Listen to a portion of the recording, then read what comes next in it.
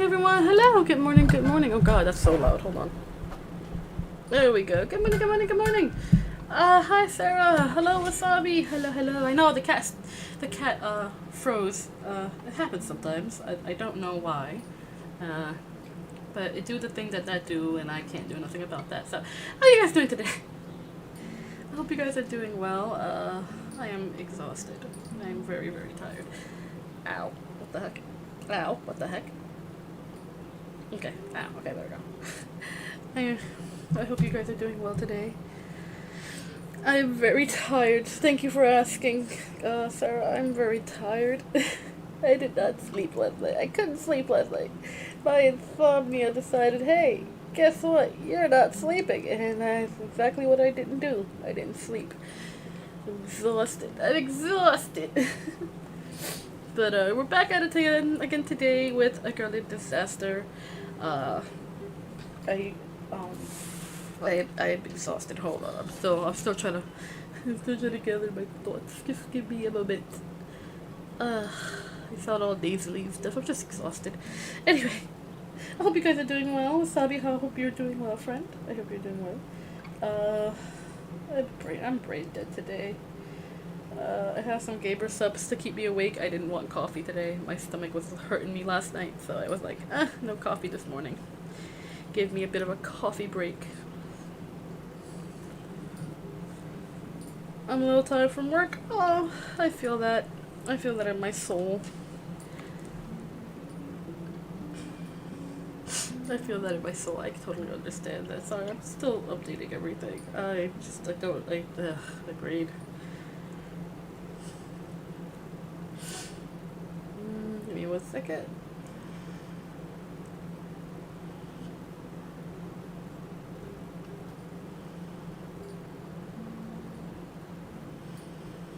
Okay, updated the Discord. There we go. Now I don't have to think about it. Anyway. By day, let's say it rhymes for Rumpelchop. I don't know. I don't know what rhymes with Rumpelchop. I don't think I have the brain power. I don't think I have the brain power to even try to figure that one out. But I hope it wasn't so bad. Anyway, we're gonna continue with the girl named Disaster. Last time we left off, we first met our leading lady, young Namo, and we got to know her family, her village, and her village had gotten struck with cholera, and because a lot of her family members end up dying because of cholera, because of course they live in a village in Africa. A fairly remote village in Africa, in a small country in Africa.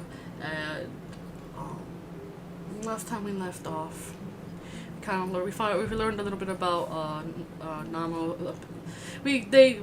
Last time we left, when we last left off, the grandmother Ambuya, and her uncle and her cousins and her aunt, they go to a trading post in order to find a kind of witch doctor, medicine man known as the Mavuki, and they try to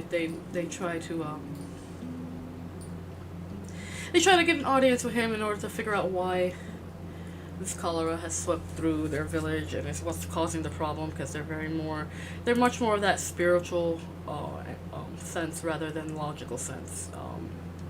So yes, that's the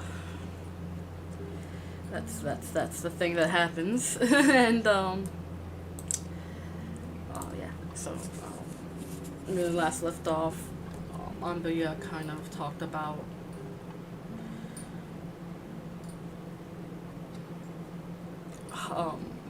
Namo's father, who is no longer in the picture, and how he basically abandoned his family for whatever reason, and left Namo's mother to perish on her own. And they're basically just kind of trying to find the source of their problems. So, let's continue, because I'm not I'm not in the same mind to explain. I'm just gonna read. I don't have coffee today, you guys. I don't have coffee today. I actually made gamer subs. I made myself some blueberry acai gamer subs because I am tired, but I didn't want any coffee. My tummy was hurting way too much of coffee. Anyway, let's go. Good luck. So it's like Far Cry 2, so the witch doctor's also like an Obe. Yeah, I know a thing about witch doctors and Africa, just one thing though. I feel I know nothing, so I'm just going by the story. Alright, let's go! Chapter 9. It's happened! Cried Masvita, pushing through the reeds of the stream. Nama was perched on a rock, watching the effect of a fish trap she had made.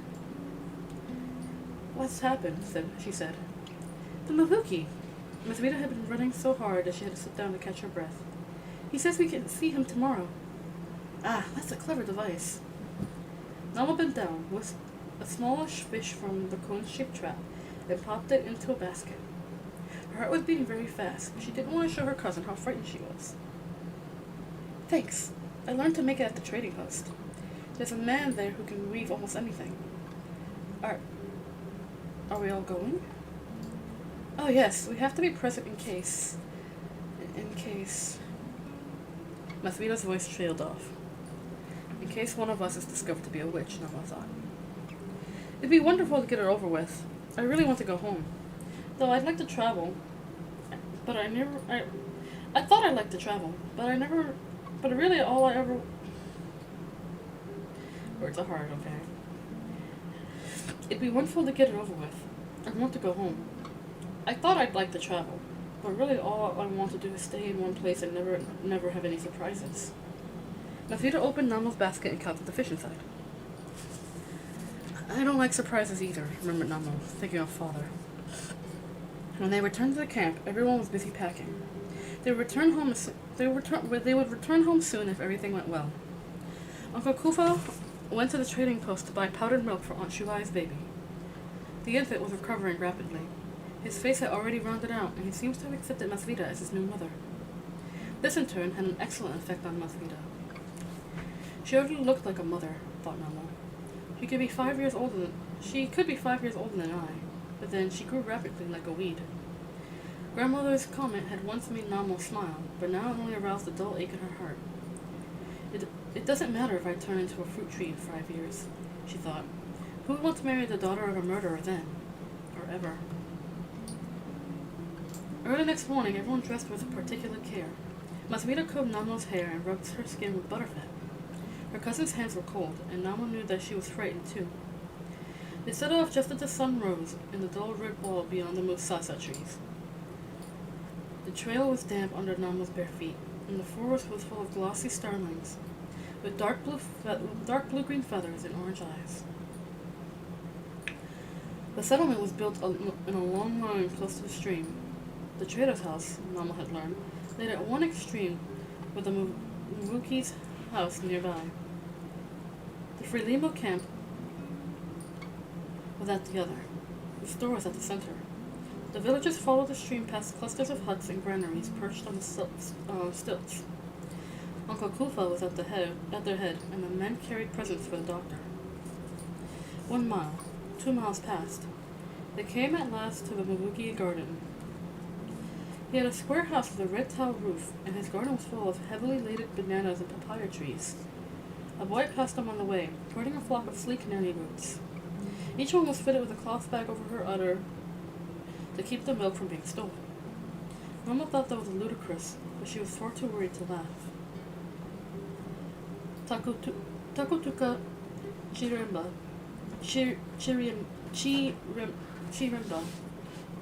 Sorry, my pronunciation is god-awful. The adults shouted in unison before they entered the garden. We have scolded you, doctor. Nama didn't know the meaning behind this strange saying, but Grandma said it was the correct way to enter a Mabuki's yard.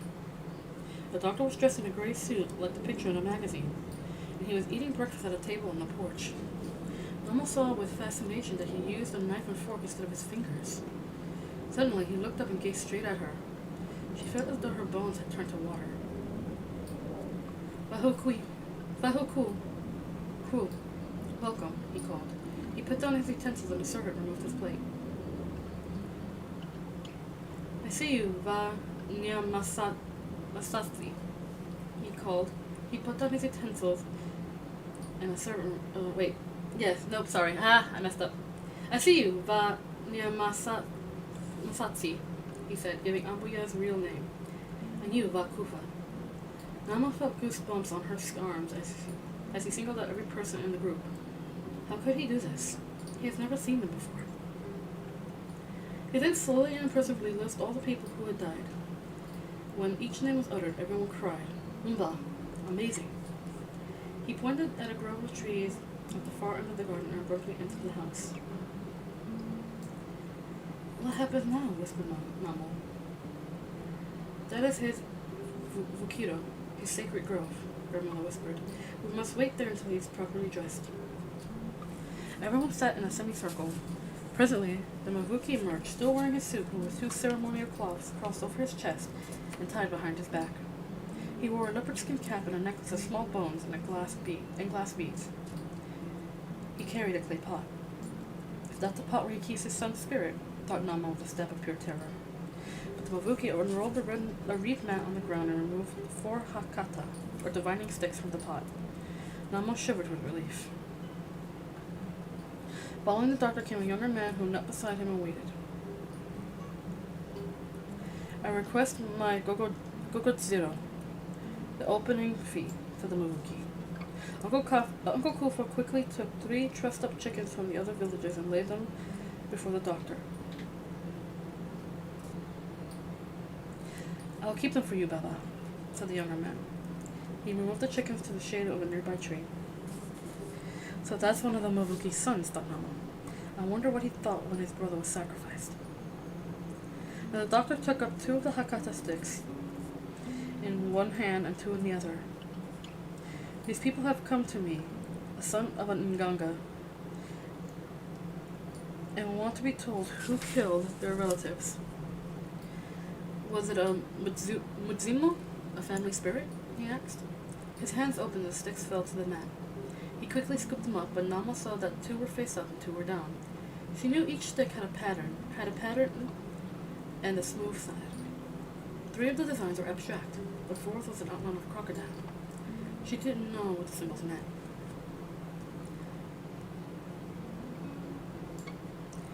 Is this diagnosis true? Asked the doctor. He let the Hakata fall again. This time 3 were up and 1 down. Daru, he said. The Siddiqs disagree. These deaths were not caused by a family spirit. He proceeded to ask whether the trouble was caused by a shadow, a wandering spirit. Again, the answer was no. He threw the Hakata twice to see if they agreed. Again, the answer was no. Was an Ngozi responsible? The doctor said. The sticks fell with 3 down and the 4th up, showing a crocodile. Buena, bad luck. This is a true diagnosis. Again, the Hakata fell 3 down with the crocodile up. They agree, and Ngozi has done this. Oh, everyone sighed. Now no one will be pointed out as a witch. A man has been murdered, the Mavuki went on. His spirit wanders. He become an Ngozi without a resting place, without heirs. He seeks revenge. He is the one who slew your relatives, and that one's father is responsible. He pointed straight at Namo. She flinched back so abruptly that she fell against Masvida. His spirit is crying out. Why did you kill me? Why is my family calling for vengeance? We paid compensation, Ambuya objected. Hush, hush, everyone murmured. Masvida helped Namo sit up. They clung to each other. Who is this who questions the Hakata? Demanded the Mavuki.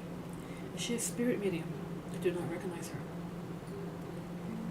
10 years ago, I paid compensation. I wasn't even a relative of the man who committed the murder, but I paid. Gore Ntogo's father demanded 10 cattle, one for each of the fingers on his son's hand. Such a price for a Totsi, whose only skill was to prop open the door. Please don't say any more, whimpered Aunt Chippo. Ambuya impatiently waved her daughter away. And did you pay 10 cattle? Inquired the Mavuki in a quiet voice. Grandmother became uneasy. How could I? I didn't have that kind of wealth. Besides, nothing would have happened if Gore had knocked Proud into the coals. They were both at fault, really. And what did you pay? The Mavuki's voice was smooth as the passage of a snake through the reeds. 2 cows, admitted Ambuya. 2 cows for a man's life. 2 cows for depriving someone of becoming an ancestor. Is it any wonder his spirit has returned in the form of a leopard? Everyone gasped. Oh yes, the Mavuki smiled. You think to hide it from me, but I know it. I've seen it. The Nyamasatsi. Your daughter Runako was killed by a leopard, is it not so? Yes, whispered grandmother. It walked into the village. It did not kill a goat or a chicken. It walked past a small child and took her mother. Is it not so? Grandmother was unable to speak. Then, when this girl approached the age of womanhood, the leopard came again. It appeared to her by the water, to her alone, and it spoke to her in the banana grove by night. Its footprints were seen in the dust of graves. You all know that the totem of the Gore and Toko family is the leopard. The solution to this problem is very clear. Ugh! Screamed Aunt Chippo, falling to the ground. Why did you kill me? What have I done to you? She tossed from side to side, her eyes rolling back into her head. Everyone jumped at once. Masvita dragged Namo away from Aunt Chippo's writhing body. Namo almost fainted from shock. Gore's spirit had possessed her aunt. He was right there, demanding vengeance. I have no cloth to cover my body, no goat for the people who dug my grave. I had no food for the people who mourned me. These things I demand now, screamed Aunt Chippo.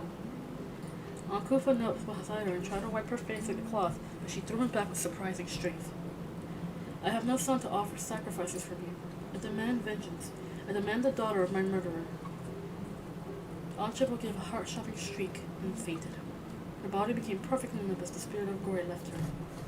Several women hurried to rub her arms and legs. Uncle Kufa asked the Mavuki for a calabash of water. The doctor sent his son to the house. Masvita was crying and trembling, but Namo barely noticed. She felt turned to stone. Only grandmother maintained her self-control. She faced the Mavuki squarely. I agree that 2 cows was too small of a payment, but after all, the murderer's family should have handled the situation. They're in Zimbabwe. I sent them a message telling them about the problem, but they never answered. The doctor's son arrived with the water, and Uncle Kufa splashed it over Aunt Chippo's body to cool her down. She moaned and opened her eyes. One member of the murderer's family is not in Zimbabwe, Mavuki said. I will send cloth and food to Gore's family and a cow to take the place of his girl. That surely will please the Ntokos. We aren't speaking of what will please the Ntokos, the Mavuki said in a smooth voice. It is the Nguzi, the malevolent spirit, who has to be satisfied. Life must be given for life. Nana was jolted from her state of shock. Was the Mavuki talking of sacrificing her? Surely not. The girl must be given to the brother of Gore and Toko as a junior wife. As you know, she will really be the bride of a Ngozi. The first son will bear her name. No! Ngozis can no longer demand human beings as payment. That custom is illegal and stupid and cruel. I will not agree. Hello, Kakra. Hello, good morning. I hope you enjoyed the story, friend. I hope you're doing well. That custom is illegal and is stupid and cruel. I will not agree. Please, Vahambuya. Please don't make things worse, pleaded Uncle Kufa. I'm doing well. I'm very tired. I did not sleep last night, so I'm very tired, but I'm doing well. I hope you are doing well too, friend. That could hardly be any worse. Let me tell you, Mavuki. The brother of Gore and Toko is a beast. He's riddled with disease, and so are his miserable wives. As if I would give the child of my Runako to that animal. I would sooner die, and then you would see an avenging spirit. Not one of you would get a good night's sleep. Let go of me! Several of the women present tried to hold on to grandmother. They murmured anxious words as though they were calming an angry infant. She isn't well, Mavuki. Please forgive her, one of them said. There is nothing wrong with me, Grandmother shouted. We live in modern times, and girls don't have to be given away as slaves. What kind of doctor are you, anyway? Someone who killed his own son to gain power? Ha! Only witches do that. Mother, shrieked Anshibo. She's sick, Uncle Kufa cried. She doesn't know what she's saying. Namo was dizzy with fear.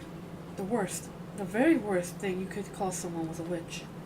Especially when it might be true. Mavuki's face was expressionless, but his clenched fist showed a rage that bubbled inside him.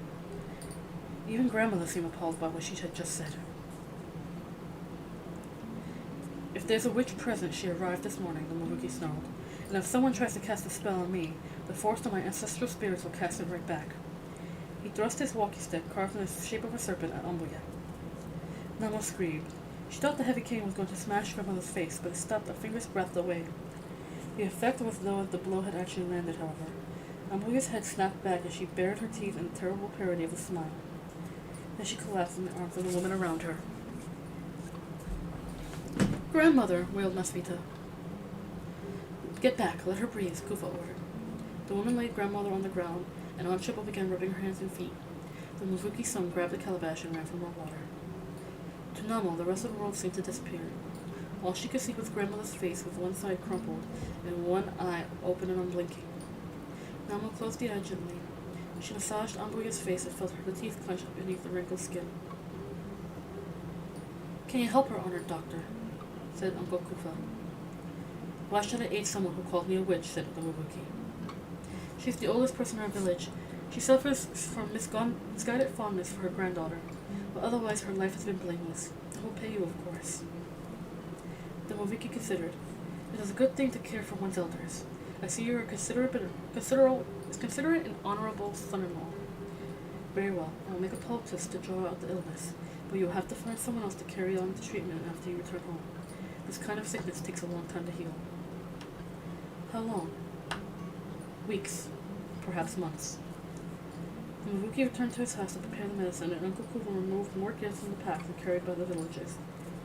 He took out 2 brand new hoes, a knife with the hilt wrapped in copper wire, a length of dress cloth, and a small amount of real money. Grandmother's breathing was ragged, almost like snoring. Go on to the Portuguese trader's house, Namo, said Uncle Kufa. Ask him to send us something to help move Ambuya. Namo hurried farther along the trail. The trader didn't open his door until noon, so he was still sitting on his porch enjoying the cool morning breeze. He sent his assistant off at once with a stretcher. Bring her here, he told the man. No leave alone with witch doctor. Maybe he cut her into steaks for dinner. Namo looked so alarmed, he added. I make joke, little disaster. Your Ambuya is too tough for him anyhow. After a while, the villagers arrived with Grandmother. The side of her face and body was plastered with a brown-gray mud. Everyone's forehead was marked with chalk to show that the Mavuki has been satisfied with his payments, and that everyone has been satisfied with the diagnosis. The trader told them to put Grandmother on the bed on the covered porch. She's not used to sleeping off the ground. She might fall, she whispered Namo. You watch her then, the trader ordered. Me, I no sleep on the ground. Said the bees crawl up my nose and make a nest.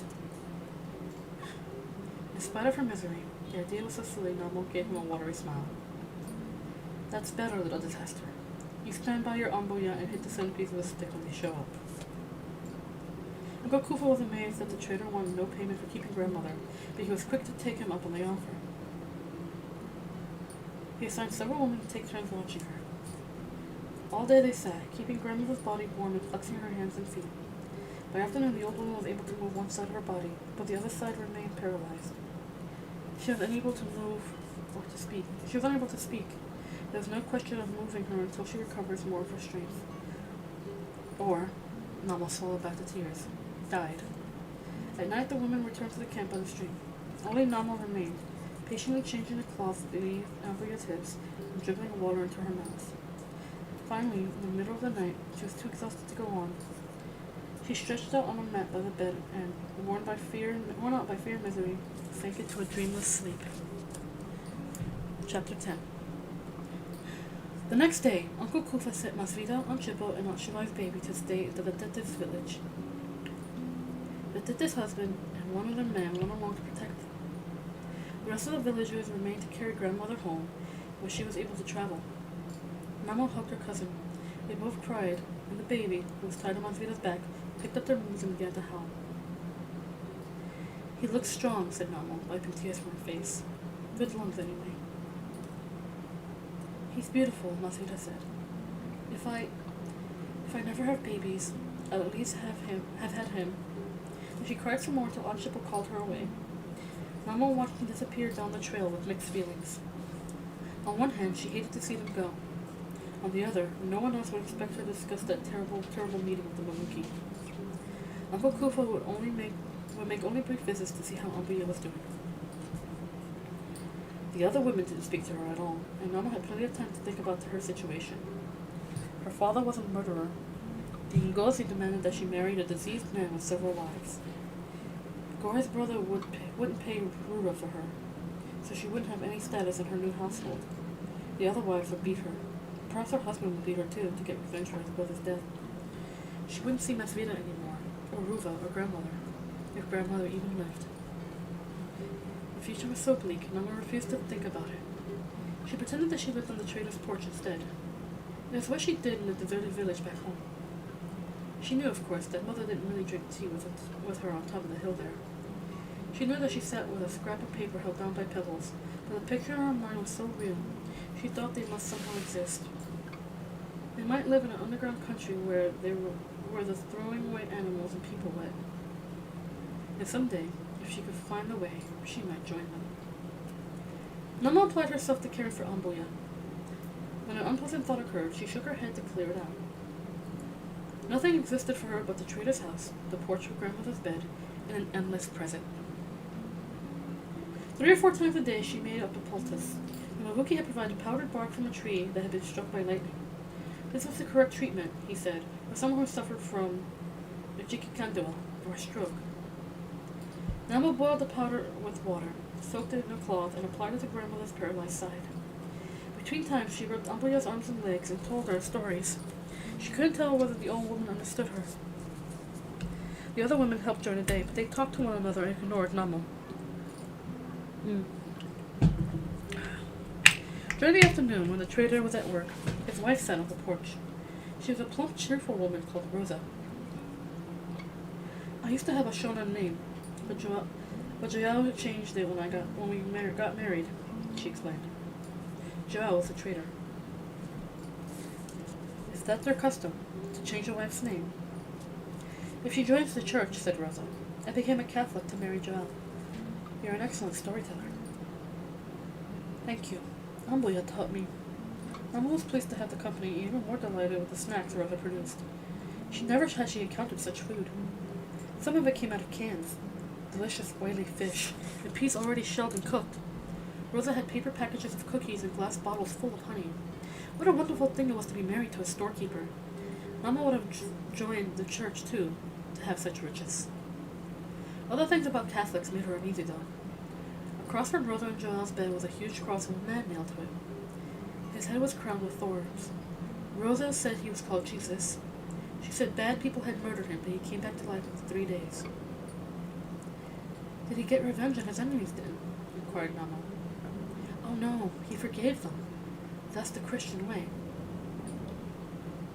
Namo didn't want to be rude, but she thought it was creepy to have a dead man on the wall of your room.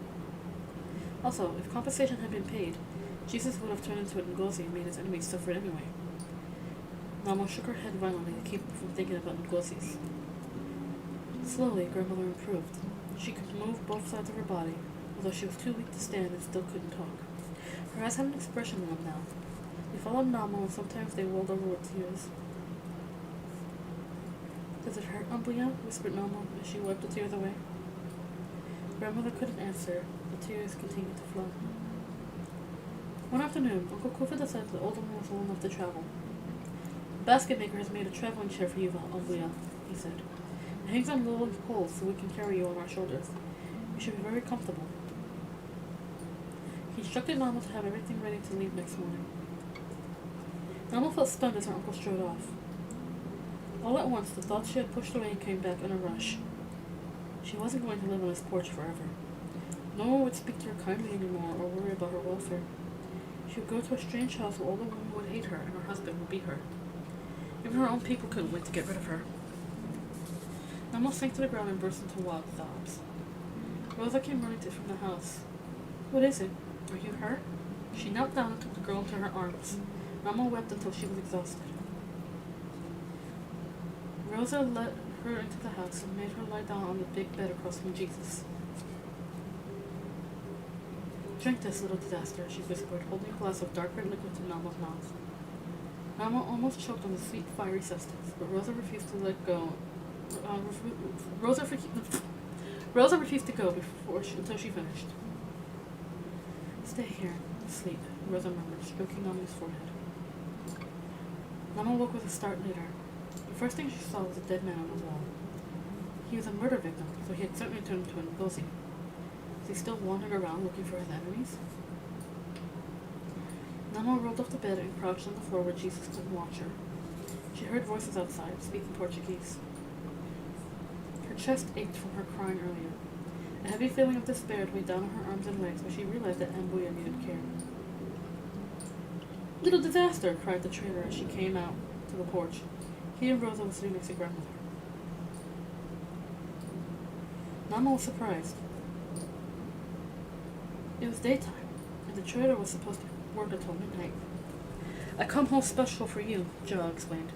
Rosa sent a message. You cry and cry and make yourself sick. She explained better when we got in mind. Speak better, Shona.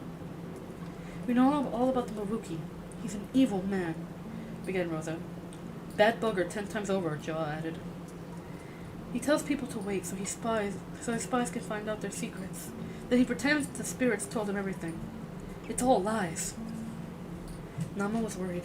It was dangerous to criticize the doctor. He might find out and harm Joao and Rosa. He always has someone at the trading post because sooner or later everyone goes there, Rosa went on. I'm big fool getting this old lady to talk. The witch doctor hear about you, Namo. He smacked his lips and bet. Get out the salt and pepper. The trader nodded at Ambia, and she watched him intently. We've met your grandmother before, when she came to trade livestock and gold, said Rosa. She's a remarkable woman, intelligent and independent. Look at the way she sent your mother off to school. We know she wouldn't want you to be an Ngozi bride. Namo hung her head. It was kind of the trader and his wife to be sympathetic, but they had no idea how desperate the villagers were. They were fighting for their lives. The happiness of one girl wouldn't concern them. We think, although we aren't sure, that your mother became a Catholic before she was married. That makes you a Catholic child, Namo. You can't be given away in a pagan ritual. Namo looked up startled. Our little Maria died of cholera, said Joao. Rosa's sad all the time. Not have any baby. She wants for you to be hers. Rosa took Namo's hands and her eyes glistened with tears. Namo was astounded. Live here? With these kind people? Was it possible? Your Ambia would like that, said Rosa. Namo looked at her grandmother. The old woman brought her withered hands together as though she was trying to clap, the way one did to say thank you. Oh, grandmother, murmured Namo. She felt dazed. Could she really stay here and talk to Rosa all day, and listen to the guitar and eat fish from a can? She would work in the garden and kitchen. She would work day and night to make them like her. But she wouldn't see grandmother or Masvita anymore. And what about mother? Would she still be able to have tea with her? You wouldn't be able to see your family anyhow if you got married, Rosa said, understanding Namo's sudden look of dismay. You'd be nothing but a slave. You think your husband will let you run off on visits? Husband? How can anyone think of marrying you off? You don't even look 11. I'm the same age as Masvita, said Namo. Going by her, you might be as old as 12. That's still a shocking age to get married. Uncle Kufa would never agree, Namo said. She didn't dare let herself hope too much. I deal with him, declared the trader. I fill him up with presents. He fat as hippo by the time he go home. But the trader had underestimated the depths of Uncle Kufa's fear. No, Uncle Kufa shouted that night. No, Ngozi killed my relatives. It made my daughter sterile. It will kill us all if it doesn't get satisfaction. Uncle Kufa's brother, waiting in the shadows near the porch, grunted in agreement. I talked to Gory and Toko's brother. Make big offer. He happy? Gory happy. Go back to Boneyard where he belongs. You don't understand. What Ngozi wants is a son. No one can give it to him except Namo. Uncle Kufa talked as though Namo and Rosa didn't exist, although they were standing right in front of him. She too small for a wife, Joel said. You leave her here 1 year, then she marry. No one expects her to behave like a grown woman yet, but she has to move into her husband's house, said Uncle Kufa. Ngozi has to understand that we're serious, and I see right through your schemes, Portuguese. If I leave her the girl here, you'll hide her next time I visit. His brother moved from the shadows to sit on the edge of the porch, and almost hopes evaporated. Make Ambuya happy, Joel pleaded. She old. Have much love for granddaughter. Grandmother lay on the bed, watching the argument. Her eyes flickered from one man to another. Ambuya is my greatest concern. She won't recover until the Ngozi is satisfied. I think Namo's father was Catholic, Rosa said suddenly. Uncle Kufa looked straight past the woman and addressed the empty air. The girl grew up in a traditional village. She belongs to us. She belongs to us, not the Catholics. He said the word as though it were a curse. She belongs to her father, Rosa emphasized. Namo was impressed. It was a good argument. Perhaps her uncle didn't have the right to dispose of her after all. He caused the problem, said Uncle Kufa, speaking to the air. It is right and fitting that his daughter pay for the evil deeds. A true thing comes to Uncle Kufa's brother from the perch. The problem was cholera, Rosa cried. Hundreds of people died. Do you think your Ngozi was responsible for them all? I have no idea. Perhaps someone should ask Maruki. That monster who keeps his son's heart in a pot? Anyone who consults him is an idiot. Rosa, said Joel, putting her hand on her arm. You ought to be ashamed of yourself, throwing this child away to save your miserable skins. I see your wife has forgotten the traditional humility of our foremothers, or perhaps it's the teaching of the Catholics. Uncle Kufa might have been discussing the weather with the trader, but Namo could tell by the stiff way he stood that he was in a cold fury. His apparent indifference drove Rosa to rage. She thrust her foot forward and screamed in his face. Don't pretend I'm not here. I'll make you listen if I have to ram the words down your throat. Namo covered her ears. Joel grabbed his wife and pulled her away. Stop it, Rosa. You make things worse. Uncle Kufa signaled to his brother that they were leaving. They were to leave. Be ready at first light, he told Namo. He left the perch without a backwards glance. Rosa struggled in Joel's arms. Can't let them take her. Mina Vita, whispered the trader. My love, I know can't stop them. Go to the Frelimo soldiers, those women with men's clothes and guns. No more guns here, my darling. Frelimo is against the old ways. They'll stop this craziness. It's too dangerous. If you won't go, I will. Okay, the trader sighed. But Mina Vita, the soldiers don't like visitors after dark. Maybe they use me for target. Bang, bang. You cry if I come back full of holes. You can't get out of it that easily. I know they all like you, said Rosa, smiling through her tears. Oh yes, all the time starting to pour beer into the stream. Namo knew that Frelimo was opposed to alcohol, but they had reached the truth from the Portuguese trader. Him they could control. They knew how he operated, and they could round up the shake drinkers if they became too rowdy. Any other beer seller might hide in the forest and cause more trouble. Joel took a lantern and set off down the trail. Namo and Rosa bathed grandmother and fed her chicken broth with thin porridge. They arranged her again on the bed. How far is the army camp? Asked Namo. About an hour's walk, on the other side of the trading post. Isn't that dangerous? Joel won't go alone. He'll pick up his assistant. The conversation lapsed. Namo's nerves were strung as tightly as a bowstring. She didn't know what to hope for. She wanted to stay with Rosa, but she didn't want her family hurt. What would happen when the Frelimo showed up with their guns? And if she didn't marry Gordon Doko's brother, would the Ngozi kill the rest of her family? Namo sat on the floor next to grandmother's bed and held the old woman's cold hand. What should I do, Ambuya? She pleaded. If you want me to stay with Rosa and Joel, please move your fingers. But grandmother did nothing, either because she hadn't understood or because she too couldn't make up her mind. In the distance, Namo heard voices and saw lights moving among the trees. They were coming from the direction of the trading post. "Rosa!" she cried. "It can't be the soldiers yet," Rosa said. Very quickly, a crowd poured into the trader's garden, trampling the plants and forming a semicircle from the front of the house. Namo was startled to glimpse Joel's pale face. The crowd consisted of Uncle Kufa and the villagers, the Mavuki and his son, and servants. They all carried blazing torches. "Ah!" cried Rosa as Joel and his assistant were thrown to the ground. Their hands were tied behind their backs. "By what authority do you challenge me?" roared the Mavuki. He drew a small gun from his belt and pointed at the traitor. Rosa screamed. "You can't tell me what to do," the Mavuki went on. "You are not my father, and I am not your child. You will not be permitted to interfere." "I only go for a check store," Joel protested. "You liar. You were on your way to the Frelimo camp. I heard you talking to your assistant," Uncle Kufa shouted. "If the Catholics want war, then war shall be," the Mavuki screamed. "We'll see who wins, your dead man on a stick or the living spirits of Africa." He fired the gun into the air. Namo gasped with terror. "I go for take brandy to soldiers," said Joel, suddenly inspired. The Mavuki stopped and considered his captives. The two men stared at each other for a long moment. Something about their expression seemed odd to Namo. In spite of his threatening words, the Mavuki didn't look particularly angry, nor did the trader appear frightened. Frelimo was against alcohol, the doctor pointed out. "Big boys on top, no like," Joel said craftily. "Little girls on the bottom drink, chase women too." "That's so," agreed one of the villagers.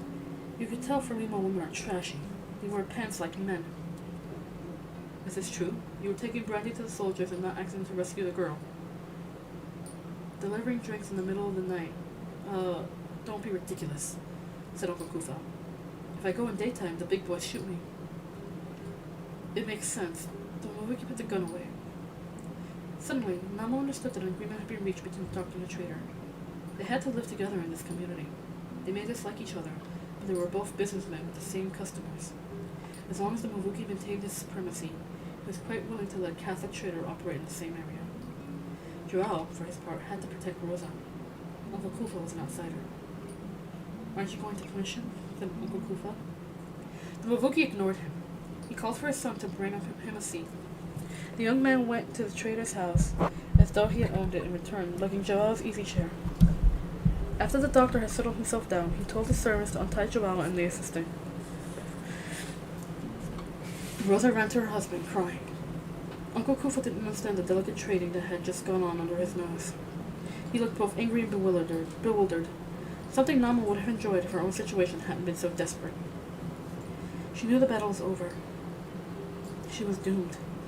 She watched passively as grandmother was bundled into a carrying chair.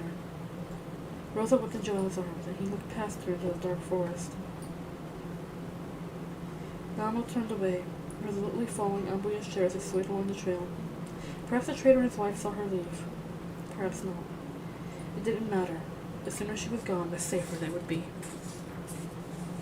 Chapter 11.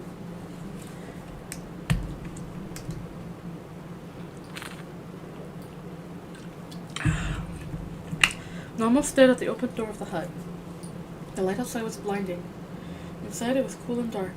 She heard grandmother's steady breathing from the mat behind her. Tomorrow was the first day of the handing over ceremony. Beer had been brewed and the Nganga from Vedeta's tribe had arrived. During the ceremony, he would be possessed by Gore's spirit and would list all the things it required to leave Namo's family in peace. All the conditions had already been decided. The ceremony was only a formality.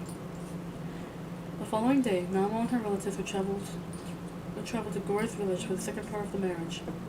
She would wear a red cloth over her head until she sat beside the ceremonial pot shelf in her new home. For the first time in her life, she wasn't burdened with chores from dawn till dusk. It was as though the village had already said goodbye to her. Masvina, Taziana, and the others gathered wood and weed in gardens. They spoke politely to Namo when she ventured from grandmother's hut, but there was already a wall between them and her. The only encouraging event was the reappearance of Masvina's menstruation. It seemed the Ngozi had forgotten some of his anger. What would her new life be like? She knew that Gore's brother, Zerodo, already had 3 wives. They were all older than Aunt Chippo, and so they would be jealous of her. She had seen Zerodo. His hair was peppered with gray, and the whites of his eye had turned a dull yellow.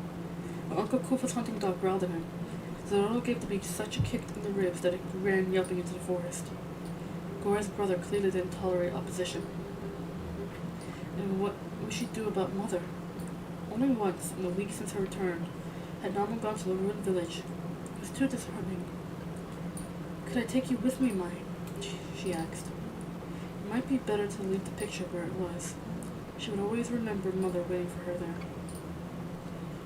"Little pumpkin," came a faint voice behind her. Namo was so startled she almost screamed. She spun around and saw Grandmother watching for her from the map. Did you speak about Umbuhill?" she quavered. "Come here." The old woman's voice was low, but perfectly clear. "I don't want anyone else to listen." Namo crouched next to the map, trembling. "I've been able to talk for several days, and to listen for much longer. I had to think about what to do." "Do," murmured Namo. "I'm very, very weak," Grandmother went on. "I doubt whether I can argue with Kufa about your marriage." "You know about it?" "I remember everything, including the night we were taken from the trader's house. I've had a long time to think about what Rosa said. Little pumpkin, you might be a Catholic." "How can I tell?" Namo automatically dipped a cloth in a pot of water. She had been cooling Ambuya's skin so often during the hot days, she had hardly noticed what she had been doing. "I don't know, but I do know that Catholics would protect you if they thought you belonged to them." Namo felt like crying. Why had Grandmother waited so long to give her this information? Any help Ambuya sent for now would become too late. She gently wiped the old woman's face and arms with a wet cloth.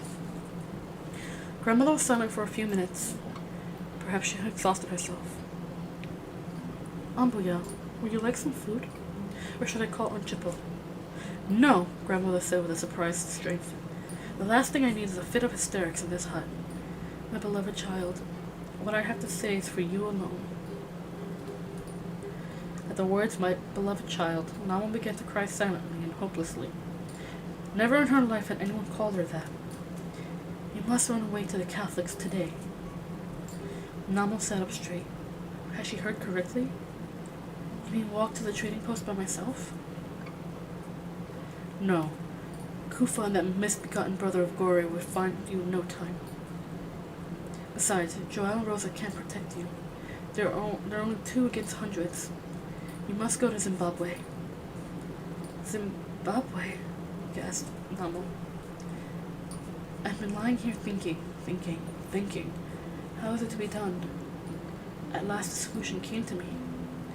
The stream flows down the river, the Musongezi River. I followed it when I came from Zimbabwe. You can use it to go back." I don't know." Namo was aghast. The edge of the river was thickly forested. Not only was it difficult to walk through, but all the animals went there to drink. She would be someone's dinner before the first day was out. You could take a trail, but you'd probably get lost. Besides, one girl wouldn't last long. Exactly my idea, thought Namo. So you'll have to take a boat. Crocodile Guts' boat was pulled up on the sandbank when he died. I doubt whether anyone has disturbed it. "It's still there," said Namo. "Good. You're an observant girl. I'm sure you noticed how Crocodile Guts maneuvered his boat." Namo had, in fact, often watched the fishermen. Boating was one of the many things she had studied without having any clear reason to do so. He had a pole with a flat paddle that he used first on one side, then the other, to move himself along. When it gets dark, you pull the boat into the water and let yourself float downstream. After a while, you'll come to the Musongezi. Then you must use the paddle to force yourself against the flow. You have to go upstream, not down. When you need to rest, go towards the shore and tie up to a tree. Crocodile Guts always kept a coil of rope into his boat. Be sure it's still there. It's perfect. You'll be safe from animals all the way. Namo was stunned by the idea. It was so unbelievably daring. Could she really float or row all the way to freedom? How will I know when I've gone far enough? When you come to electric lights, said Ambuya, you've never seen them, but they're bright as 100 fires. You must be very careful crossing the border, though. Don't get out of the boat. The ground is full of landmines. Grandmother explained about landmines, and Namo felt queasy. All at once they heard Aunt Chippo's voice outside. Ambuya laid flat and closed her eyes. The woman brought in food and mahu. There was a special dish of treats for Namo. Since it's your last day, Aunt Chippo explained. She lifted grandmother's hand, which was perfectly limp, and laid it back down with a sigh. When they were alone again, Namo shared her treats with Ambuya. I had to lie to her, the old woman explained. If Kufa knew I could give you advice, he might guess where you were after you escaped. I'm hoping he'll think you went back to the trading post. Two of them ate and talked more as if they were two girls rather than a revered elder and a child. It was like the afternoon they had listened to the Gartar at the trading post. But finally, grandmother told her to close the door for privacy. Move that chest at the end of my bed, she ordered. When Namo had done so, grandmother told her to dig a hole in the floor. A few inches down was a small pot. It was full of gold nuggets. I collected those from the stream. I used to trade them with Joel, but I'll never do that again. Don't say that, begged Namo. I'm only telling the truth. When I go to my ancestors, Chippa will hunt down until she finds it. She could dig up a pot of earthworms for all I care. I want you to have it. Namo poured the nuggets into her hand. They were colder and heavier than she expected. Put them in a cloth bag and tie them around your neck, instructed Ambiya. Don't try to sell them without advice. Ask the nuns for help. At Nyanga? Said Namo, remembering the place her mother had gone to school. You won't be able to walk that far, but there are nuns all over Zimbabwe. Just find the nearest ones and tell them you're Catholic. They can send a letter to your father. Her father? Namo had forgotten about him. Suddenly, grandmother's daring plan took on reality. Namo had family in Zimbabwe. She had a name. Namo Jongwe. Members of the Jongwe clan, which might include friendly aunts and uncles and even grandparents. He's as trustworthy as a rat in a grain bin, but he's all you've got, said Amboya, spoiling Namo's enthusiasm. Still, grandmother didn't really know father that well. He might have a very nice family. Go for a walk now, little pumpkin. Take food from the storehouses. Get matches, a calabash, and whatever you need to manage without getting caught. That's stealing, protests Namo. That's survival. I, your elder, command you to do it. Now go. I'm exhausted with talking, need to sleep. Grandmother closed her eyes and this time really dozed off. Namo tore a square of the red cloth she was to use for the wedding ceremony and tied the gold pieces inside. My Rura, she thought with a bitter smile. Then she set about following Ambuya's instructions. All went with amazing smoothness. Crocodile's guts' boat was still jammed into the reed, and the mooring rope was still attached. Namo removed a sack of already ground and dried mealie meal from the storehouse. She visited Aunt Chippo's hut and took a box of matches and a bag of beads. Here and there she went, removing odds and ends. It was wicked to steal. She knew that, but worse to disobey an elder. And so she entered into the adventure with a clear conscience. No one bothered her, even stopped to talk. She was a ghost in her own village, already seen as the bride of the Ngozi. Only Masvita gave her a uncomfortable moment. I'll miss you, her cousin said tearfully as Namo bent over Aunt Shivai's baby. I want you to know, if it doesn't work out, if he's cruel, come back. I couldn't bear to see you suffer. I'll argue with father until he lets you stay. You have to return anyway to have your first child. Namo knew that Masvita would never find the courage to argue with Uncle Kufa, but she appreciated the thought. She felt slightly guilty because she had just stolen a pot of the mealie and honey cakes Aunt Chippo had kept to fatten her daughter up. Namo stored everything in the boat. In the late afternoon, she went to the ruined village and fetched Mother. You'll never guess what I'm going to do, she whispered to the clay pot. I know it seems wrong, but grandmother commanded me to do so. Oh, excuse me. As the shadows grew and the time for departure approached, however, Namo began to have second thoughts. It had been a wonderful plan when the sun was high. Amboya had seemed full of confidence, and even if such a thing was possible with an elder, mischief. Now the spaces between the trees was filled up with blue-gray shadows as Namo halted by Crocodile Guts' boat. Quelea birds flew to safety in the reeds.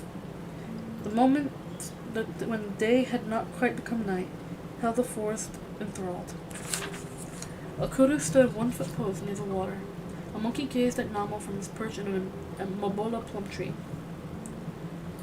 Namo hesitated, holding a clay pot with Mother's picture inside. Then the light shifted. The kudu snorted and backed away to find another path. The monkey fled.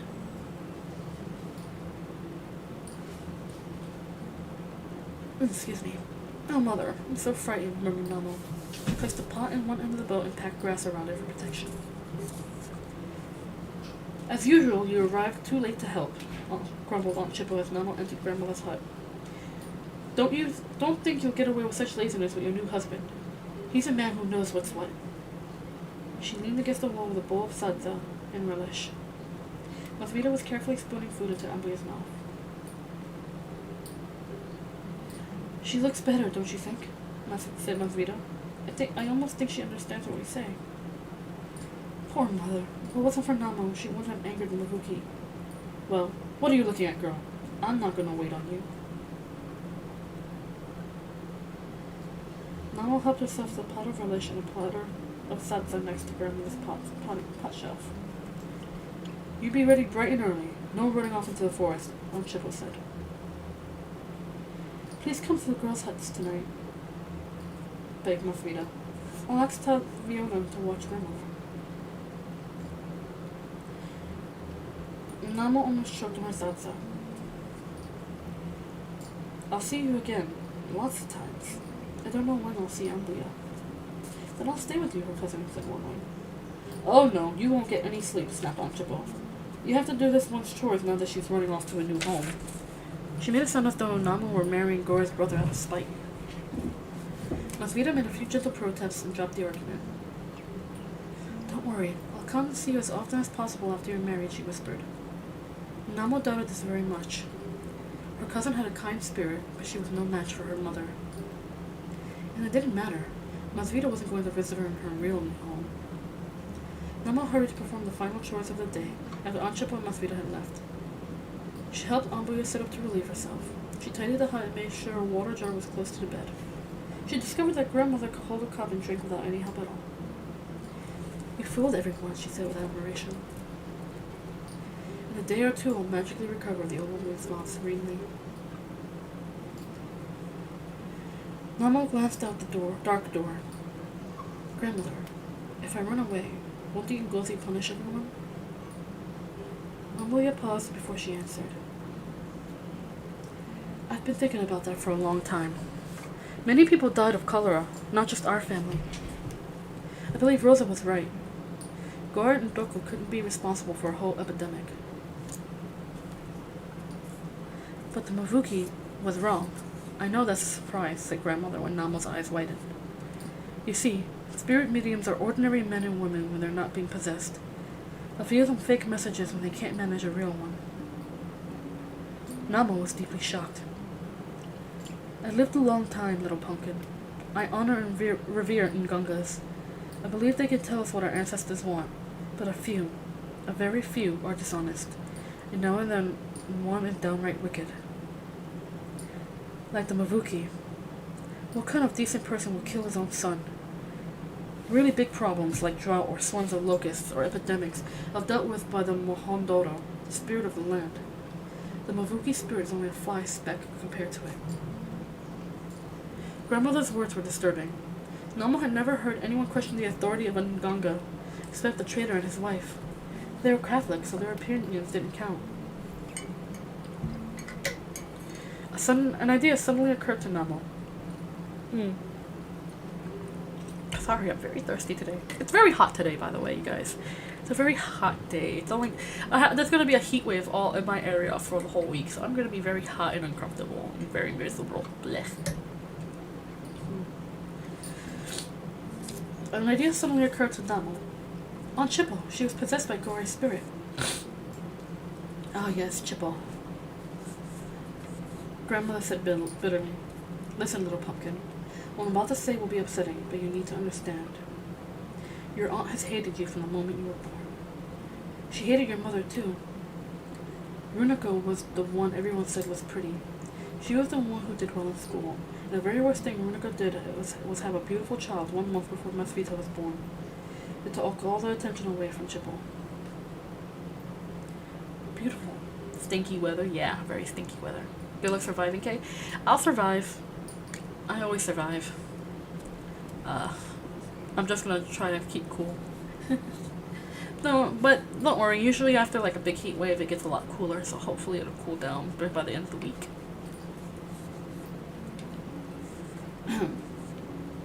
She was the one who did well in school, and the very worst thing Runako did was have a beautiful child 1 month before Masvita was born. It took all the attention away from Chipple. Beautiful. They thought I was beautiful, Mama said to herself. She's always wanted to get rid of you, and her chance came when we visited the Nobuki. You mean she was lying? It's been known to happen. Nama's world turned upside down. First, Ambia had accused the doctor of making things up, and now she said Chipple had pretended to be possessed. What could anyone believe when things like that happened? You can't wait any longer, Grandmother said softly. Now? I don't want to go. You have to. If I could come along, I'll be your side. Well, I can't, and that's that. I know all about Sororo. Believe me, you wouldn't last a year before he either beat you to death or one of his wives poisoned you. Your only hope of survival is to go. I gave Runako her chance long ago. Now I'm giving you yours. I only wish you were older. I'm frightened, sobbed Namo, clinging to grandmother. I know, Ambuya smoothed her hair, and Namo felt a teardrop on her head. The journey will be the hardest thing you'll ever do, but it will be worth it. Just think of finding your father. I don't expect the trip will take more than 2 days. We're very close to the border. Remember to push yourself against the current when you reach the Musengezi. Close to the border, the river divides into two, but it doesn't matter which branch you take. They both go to Zimbabwe. What lies in the other direction? Namo asked. Lake Kabora Basa. The Musengezi used to flow up into the Zambezi River until the Portuguese dammed it up. Now that the Zambezi became a huge lake, you can't even see across it. Mama nodded. She heard many tales about the Lake Kabora Basa. Mabuya gently removed her granddaughter's arms from her neck and pushed her towards the door. You might get sick in the night, Mama protested. I'll be fine. Remember, little pumpkin, your mother's spirit is watching over you. She'll warn you of any danger. I'll never see you again. Shh, shh, shh, shh. Someone might hear us. If I go to my ancestors before we meet again, my spirit will come to you in a dream. I promise it. Nama felt sick with grief as she crept out. She removed the small oil lamp that lit the interior of the hut and put the wooden door in place to keep out predators. She heard grandmother sigh as the old woman lay back down. All around stood the dark huts of the village. A quarter moon lay low in the west, not giving enough light to tempt anyone to stay up late. Nala took the lamp along to light the way. Far off in the distance, a lion roared. He was not the dangerous one, the girl knew, but his mate who padded noiselessly through the trees. Every trickle of noise made Namo freeze and her body break out in sweat. Every rustle of leaves made her want to flee back to Amboya's arms, but it was a false safety. Besides, she had been ordered to go by her elder. Please protect me, Maya, she prayed as she tiptoed along. Eventually, she pushed aside the reeds and saw Crocodile Guts' boat floating right where she had left it. She climbed in. Ugh! It was swayed like a tree branch. Nama had never been in a boat, and she didn't like the sensation. She laid on her stomach with her arms over the stern, untying the rope. A puddle of water at the bottom soaked her dress cloth. Once free, she took the oar, as she had seen Crocodile Guts do many times, and pushed herself away from the shore. The boat moved. At first it edged by inches, but it drifted more swiftly as it reached the middle of the stream. Nama held tightly to the sides. The quarter moon was almost down. She could see the sky over the trees. Now and then she glimpsed a round boulder or patch of sand. Of her village, there was not a trace. In spite of her fear, Nama felt a little thrill of excitement. She was really doing it. She was sailing away from Zorodo and his jealous wives. In 2 days she would arrive in Zimbabwe and ask the first people she met to find her some nuns. And then, oh then, she would send a letter to her father at the Mtoro Shanga, thinking happily of the aunts and uncles she was soon to have. Nama watched the dark shore slide by as she floated onwards toward the Musingezi River. Chapter 13. Nama woke with a start. At first she was completely confused. The floor rocked and her dress cloth was soaked. I'm on a boat, she realized after a moment. She sat up cautiously. A faint light marked the eastern horizon and the shoreline seemed very far away. Fighting a surge of panic, she scanned the water for clues as to where she might be. The current was moving much more swiftly than it had in the middle of the night. That was what had awakened her. This must be the Musingezi, she said aloud. Namo took the oar and began to paddle against the flow, first on one side then the other, as she had seen crocodile guts do. But she didn't make much headway. The river was very strong. The light increased and pink wisps of clouds appeared in the sky. Namo felt chilled by her wet dress cloth. Surely there was more water in the boat than she remembered. Meanwhile, it took all her strength to make any progress. Her arms ached. She clenched her teeth to keep them from chattering. Soon the villagers would discover her absence and search parties would go all out. She would have to be either far away or hidden before anyone decided to visit the river. The red ball of the sun appeared to her left over the green smudge of the shore. Red ripples dimpled the water, and the odor of cooking fires stirred on the sluggish morning breeze. Namo's chest began to hurt. She badly needed rest, and so she turned towards land. It would have been safer to go into the farther bank. The villagers wouldn't be able to find her, but she could barely see it. A heat haze laid over the water and hid all but the tallest rocks. Sometimes they even disappeared. Namo doggedly plied the oar. The trees grew closer with painful slowness. Her dress cloth untied and fell into the murky water sloshing around her feet, but she couldn't take the time to retrieve it. If she paused, the current rocked the boat in a frightening way. Finally, with a last breath of energy, she strove the craft towards the stand of reeds and stood up to catch an arm of a willow protruding from the water. The boat spun around, and Namo fell back. No, she whimpered as the prow swung towards the shore and crunched into a mass of acacias. Wicked-looking thorns passed within inches of her face. She stared up wildly at the branch that was crackling around the boat. Dust, ants, and twigs showered over her, but the tree also caught the craft and kept it from being swept away. After a few moments, she felt secure enough to creep forward and tie the rope to an acacia. Then she lay still, her cheek pillowed on the soggy lump of her dress cloth. Her body trembled with fatigue. So much for her first attempt to sail to Zimbabwe. Namo rested for a long time. The water smelled of rotten fish, an odor she always associated with crocodile guts. Now it seemed to sink into her skin, as thoroughly as it had permeated the fisherman's. People always said you could smell crocodile guts before you saw him. Perhaps she too would advertise her presence this way. Namo smiled bitterly. Would Zorora be anxious to marry her if she smelled like a sun-ripened tigerfish? As the heat of the day rose, Namo's stomach began to churn. Her fingers wrinkled from being immersed in water, and, perversely, her mouth dried up with thirst.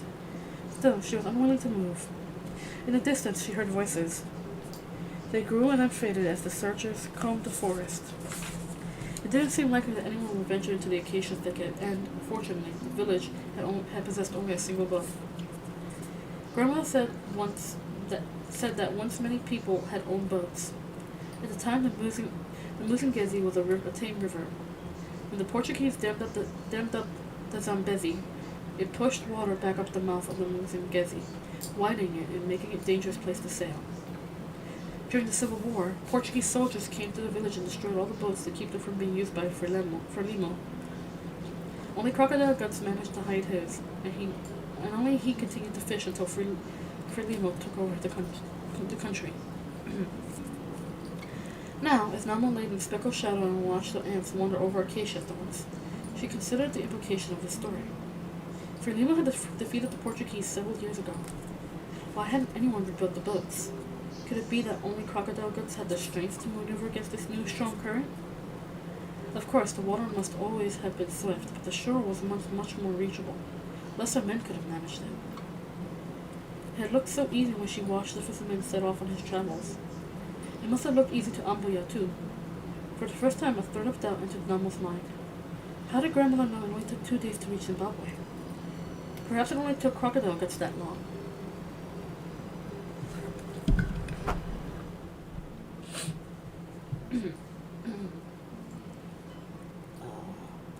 Gasped Namo as she suddenly noticed the water had crept halfway up her body. The boat was sinking! The sacks of food were dangerously close to getting soaked, and Mother's pot was actually floating at the far end. She twisted herself into a kneeling position, getting several bad scratches from the acacias in the process, and pulled the clay pot back. She cradled it between her knees and began bailing with the drinking calabash for all she was worth. Oh, but she was being foolish. She had often seen crocodile guts do the same thing. In the morning, before he set out, he had always spent time getting rid of the nice accumulation of water. When she recalled this, Namo felt better. Bailing out water was a normal activity on the boat. Crocodile guts had sailed around safely for years, leaks and all. Namo stopped to dip up clean drinking water and to nibble some Masvita's honey and millet cakes. The food made her feel immensely better. Later, when the boat was as dry as she could manage, she took Mother out of the pot and propped her against a sack of mealy meal. "You're going to Zimbabwe, Mai," Namo said. "I'll try to find a nuns at your school. I'm sure you'd like that. I'll visit the place you live and talk to your friends. Did you ever meet Father's relatives? I hope they like me." Namo listened for Mother's reply. "Of course I'll go on to the Mtorashanga. I imagine Father has a home there. Amir said he liked square houses. The crow miners make a lot of money?" Namo asked Mother. It'd be wonderful if his place was as fine as Ja's." Mother told her not to expect too much. "I have gold to help pay my way," Namo jingled the sack of nuggets tied around her neck. She put Mother away before an accident could happen, rinsed her dress cloth over the side, and spread it out to dry. She then stretched out naked in the speckled light and waited for late afternoon. She wanted to give everyone time to get tired of searching before she ventured out into the current again. Sometime later, she perched her bottom over the side and relieved herself. The heat in the acacia thicket was overpowering. Even the ants seemed dazed by it. They sat on the thorns and waved their antennas slowly. A small green snake slid along a branch, causing Namo's heart to speed up and disappear into a crack in the bark. An aphila spider spun a golden web, lazily swinging from twig to twig. It finished this beautiful pattern and settled itself at the center with her blue-furred legs outspread. By now, Namo had to admit she was stalling for time. She was afraid to venture out on the dangerous river again. The sun slanted lower and lower to the west. Quelea birds swooped in flocks over the river as they searched for a place to spend the night. "I can either go home and marry Zororo," said Namo to Mother in a jar, "or I can try to reach Zimbabwe. The only thing I can't do is stay here. I wish I knew how far Zimbabwe was." She tied her drift cloth as best she could while lying down in the boat, untied the rope and pushed herself away with the oar. The minute she was free, the water had her in its grip again. She paddled vigorously. She seemed to have learned something about boats because it was easier to control her direction. Rowing was still tiring. Namo kept close to the shore. The sun went down, casting red gleams across the river. A hippo complained loudly from somewhere near the middle of the river. Namo shivered. What was his opinion on boats? Did it think she was merely a log floating upstream? Hippos were quite intelligent and curious, unfortunately. They sometimes watched the women wash clothes. They considered anything that happened to the water to be their business. Fortunately, this hippo floated off in the opposite direction. Its head formed a black bulge in the reddening river. Twilight came and swiftly departed. The moon was slightly larger tonight, but it gave little light. Namo kept... Hold on a second. Give me 1 second, please. Ow.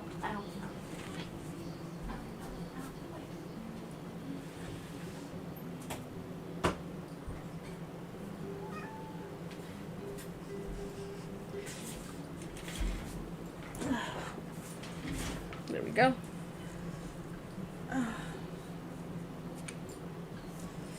Where was I going? Yes. Twilight came and swiftly departed. The moon was slightly larger tonight, but still gave little light. Namo kept checking the dark shore on her left. She didn't want to drift too far from land. On and on she went until her arms ached and her breathing became in short gasps. It was impossible to tell how far she traveled. The shore was lightless. No cook fires shone beyond the trees, and there was no trace of the electric lights grandmother had described. Mama had to make for land again. This time she glided into a little bay where the current was sluggish and tied up to what she thought was a willow. She filled her calabash and ate more of the honey millet cakes. I have to go ashore to build a fire. If this journey takes much longer, she whispered to herself. It seemed prosper to whisper in the dark.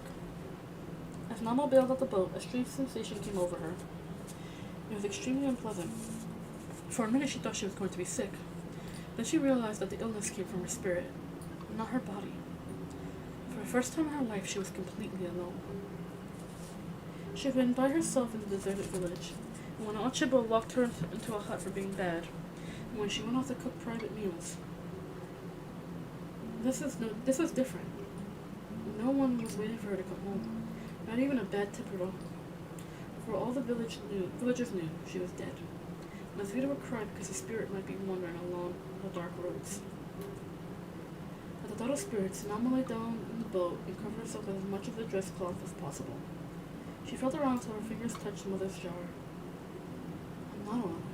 Mother is with me, she thought. But the pictures that seemed so real by day were unconvincing after dark. She heard disturbing sounds in the water. Was that a crocodile swimming by? She didn't know what they did at night. A troop of bush babies chattered as they made their way along the shore. A ground hornbill grumbled deep in his throat. Hoo, hoo, hoo, hoo, hoo, hoo, hoo. Worse than the feeling of danger was the sheer loneliness. Normal has never ever spent the night alone. She generally slept in the middle of a troop of girls. Their breathing surrounded her. Their bodies warmed the air. Their movements formed the barrier between her and the dark. Suddenly, without ever expecting it was going to happen, Nama began to cry. She did it silently to keep the creatures on the shore from hearing. Tears rolled down the corner of her eyes and soaked into her hair.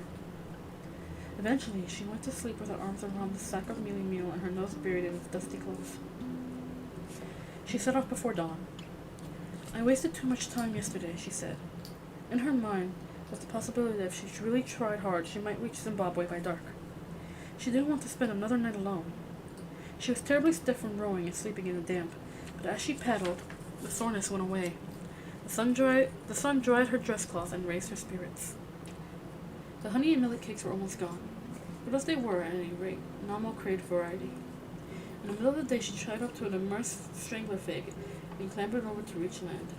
Then she set about making a fire. She boiled mealy meal and sprinkled it with dried fish. She had even taken a precious packet of salt for flavoring. This was living. With her stomach comfortably stretched, she dozed a while and set out again. In mid-afternoon, a hippo rose out of the water right behind her and opened its huge mouth. He roared. You could see right down its pink gullet, and snapped his teeth at her. Nama threw herself flat on the boat. Went the hippo. A splash told her that he had submerged. A second later, the boat rocked. He was bumping it. Nama grabbed the oar and began rowing for shore. Other hippos surfaced around her. They kept pace, their piggy eyes just above the water. The male yawned again, terrifyingly. Nama had never seen a hippo's mouth so close up. It looked like a slab of raw meat studded with teeth. Went the beast, bringing his head towards the sky. He looked as though he wouldn't mind chopping her boat in two. She saw the babies on the outskirts of the group. She knew that few things were more dangerous than hippos with young. Nama paddled. She used muscles she hadn't known she possessed. She prayed to every spirit she could think of, even her great-grandfather whom she had never seen. The water became shallow. The boat scraped on stone, and she despaired of escaping. But the hippos didn't care for the shallows. They fell back into deeper water and floated there along the line. Nama jumped out and splashed up to her waist in water. Without her weight, the boat floated free. It began spinning away downstream. She caught it with the tips of her fingers and fought desperately until she was able to plant her feet firmly on the riverbed and pull the craft within reach of the tree. She sat on the shore the rest of the day. The hippos floated near and far. They returned frequently to observe her. It was too unfair. She had been making such good progress. She could almost imagine the electric lights of Zimbabwe, and when the darkness fell, there was not a shred of light in the forest. She was utterly alone. The hippos talked amongst themselves. Finally, silence fell as the huge animals left the water and went foraging for grass. Namo climbed back into the boat and resigned herself for another miserable night. She didn't sleep well. When the hippos were silent, she imagined them creeping around the tree which she had tied up. Towards dawn, when they returned to the water, their grunts echoed distressingly close by. The red sunlight on the water showed their glistening heads in the deeper channel. They kept sinking and surfacing, but Namo thought she could see 20 adults and 6 babies. Her bones ached and her skin itched from the constant damp. Around midday, she finished the last of the honey and millet cakes. Now she would have to go on shore to cook, but she couldn't bring herself to face the danger. It was easier to lie in the boat and tell herself stories. The many, many stories she had soaked up from grandmother and from hiding in the darkness near the men's dare. One day, Mori was thinking about the things he had made. Namo told her mother in the jar. He looked at the sun, the moon, and the stars. He looked at the sky and the clouds. I think I'll make something even more beautiful, he said. So he created Mother Earth. He made her in the shape of a winnowing basket, and gave her water from the clouds, and fire from the sun. He covered her with trees and bushes and grass. I give you the power to make things grow, he told Mother Earth. Mori spoke so often of his beautiful earth, the sun and moon became jealous. The sun grew hot and tired and tried to burn her, and the moon chased away the clouds to dry her up. But the trees and grass continued to grow. The heat only made them put out more flowers. The sun and moon complained so much, Mori decided he would have to make something to eat. He would have to make something to eat the plants. Then Mother Earth would not be not quite so beautiful. He took the clay and made the animals. He worked quickly because he had a lot of animals to create. He worked so fast he forgot to give horns to some or tails to others. Some animals had big ears, others no ears at all. As the days passed and the sun began to go down, Mori became tired. He took a big lump of clay, poked holes in it for eyes, and stuck a few bristles on its rump. There, I'm too tired to create anything else, Mori said. The last animal was only half made. It was very ugly and bad-tempered. It was the hippopotamus. Even Mori doesn't like you, Namo called out over the river. He makes you hide in the water so he doesn't have to look at you. The hippopotamuses continued to doze with their noses above the surface. The next day the water complained, Namo went on. The land is full of creatures. What about me? Mori took more clay and made the fishes. Only he didn't have much left, so he couldn't give them legs. He told Mother Earth to bring everything to life. Excuse me. Namo looked over the edge of the boat. A big catfish foraged along the bottom. She could roast it over mapane coals with a little salt for flavoring. Ah, she could almost taste it now. Her mouth watered. Slowly, stealthily, she slid her hand into the river and wriggled a finger very slowly. The fish drew closer. Its fins stroked the sluggish current. It hesitated, watching her fingers. Namo launched with both hands, but the catfish was even faster. It shot out of the shallows and disappeared under a raft of water lettuce. She sat back down with her hands clasped across her grumbling stomach. Well, anyway, she continued. Mori decided to make a master for all the animals. He took clay from deep in Mother Earth's womb and foamed mad. He had barely finished when Mother Earth said, My creator, this is a fine creature, but it looks like you, and not me. Why don't you make another one? Mori took more clay and formed a woman. He took a little of the rivers and mountains, the grass and flowers, and added them to the clay to give Earth's beauty to the woman. He took a pinch of fire from her heart and a handful of water from her womb, so she can grow new life. When he was finished, he let his shadow fall over the pair. The animals had received only one spirit from Mother Earth, but the people had one from her and one from Mori. Why won't they go? Namo cried out suddenly. I'll die out here. My spirit will be trapped forever with those ugly animals watching me. I wish I'd never left home. She curled up into a ball. The water in the bottom of the boat soaked into her dress cloth. It clung to her like a second evil smelling skin. She was alone, and she was going to die. Namo lay in a fit of grief with her eyes squeezed shut. But presently, a breeze stirred the forest.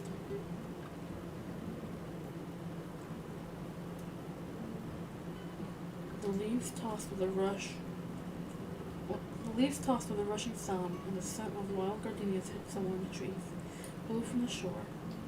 It was as if the hand stroked her hair, lightly, swiftly passing, but most certainly there. Mama opened her eyes. Sometimes, when she was in the deserted village at dusk, the wind awoke as day shifted into night. It had a different quality from other breezes, just as the silvery air was different from the harsh light of noon. It seemed to have a voice, as of people talking far away, but she could never quite make out the words. She heard that voice now. Namo, Namo, it whispered. Perhaps I was only saying Al, the usual sound of wind, and yet if she strained her ears, she could almost hear it. Namo. Mother? Said Namo. The wind blew away, ruffling the water. She sat up. The hippos were still floating in the central channel. The sun slided through the trees, low and golden, sending showers of light around their drifting hulk. Something let go deep in Namo's spirit. She lay down again on the boat and fell into a sleep as profound as any she had had, surrounded by the breathing of her cousins and the safety of the girls' hut. Chapter 14. She slept soundly until dawn and awoke with a feeling of hope. I'm being silly, she declared. Hippos never stay long in one area. They run out of food. She scanned the water carefully for crocodiles, and then eased herself over the side for a bath. It felt wonderful. She was no longer quite afraid of the river. I wonder if I could learn to swim, she thought. Hippos do it. Even people swim when there aren't crocodiles. Namo shivered at the thought of crocodiles. This corner of the Musingezi, however, flowed over a wide, flat expanse of stone, with the remains of trees jutting out here and there. It had recently been dry land, she realized. When the Zambezi was dammed, the water had pushed up the river and drowned part of the shoreline. Namo hung onto a low-hanging branch and experimentally lifted her feet from the bottom. Oh! The branch moved. She put her feet back down quickly. How did you keep your nose up when your body wanted to go down? Namo found a place where the water barely came to her knees. Here she practiced, holding on to a jutting rock and letting her body float out straight. Once she tried to let go, but panic made her claw her way back. Still, she was pleased with her progress. Eventually, her grumbling stomach told her it was time to think about breakfast. She collected supplies and climbed onto shore. Namo set about making a cook fire in a clearing next to a jumble of boulders. Not far away was a grove of mushanji, or loquat trees. It was too early for them to have fruit, so Namo paid them little attention until she noticed a stealthy noise in the dry, brittle leaves that littered the ground. She became instantly alert. Crick-crack with the leaves. Namo's heart raced. The trees lay between her and the boat. She squinted at the loquats. Their massed branches created deep shadows, along which streaks of harsh light confused the image of what lay beneath. Flames caught the dry twigs of the cook fire, and smoke spiraled up, but Namo's attention was riveted on the trees. The fire flared briefly and died. Crick-crack with the leaves. She didn't know whether she was looking for something very large or very small. Hippos were enormous, but they could glide like spirits when they wished. On the other hand, a lizard could make as much noise as an elephant. Crick-crack, crick-crack. Namo was up on the rocks between one breath and the next. So, what if she was fleeing a lizard? No one was around to make fun of her. She scrambled higher until she was at the top of a huge boulder that leaned over the clearing. Crick-crack, crick-crack with the leaves, and out of the dappled shade came a fat guinea fowl. And another. And another! It was a whole flock. They patiently hunted for seeds in the clearing. Silently, Namo edged back from the cliff. She found the biggest rock she could lift. Slowly, the guinea fowl approached the cook fire, which was now only a drift of ashes. They found the stack of mealie meal. It was tied up, and they clearly sensed there was something they might enjoy. They clustered on top and pecked at the blabber. One of the birds wandered close to the bottom of the cliff. Namo slowly lifted the rock over the edge. Her arms began to tremble from the weight. Closer, closer. Ah! She lost her grip. The rock fell straight down. The guinea fowl panicked and floated in the wrong direction. The rock caught it squarely on the back. The other birds blundered into the air, their heavy bodies crashing through the branches as they fled. Mama slid down. The guinea fowl was squashed as flat as one of Masvita's honey cakes. She cleaned it well as she could with Uncle Kufa's broken knife, and soon had it boiling over a crackling fire. As it cooked, Mama made up a song. It was like the boasts of boys chanting when they wanted to show off. Girls weren't supposed to use them, but Mama was so late she didn't care. It went. I am she who lifts mountains when she goes to hunt, who wears mamba for a headband and a lion for a belt. Beware, I swallow elephants whole and pick my teeth with rhinoceros horns. They drink up rivers to get at the hippos. Let them hear my words. Namo is coming and her hunger is great. She sang it over and over. After a while she hauled everything back on the boat and ate as much of the guinea fowl as she could manage. She had to pick numerous fragments of bone from the stew. She ate and dozed, and ate again. The only way she could store the meat was inside her round belly. The hippos floated far and near, unmoved by Namo's threats.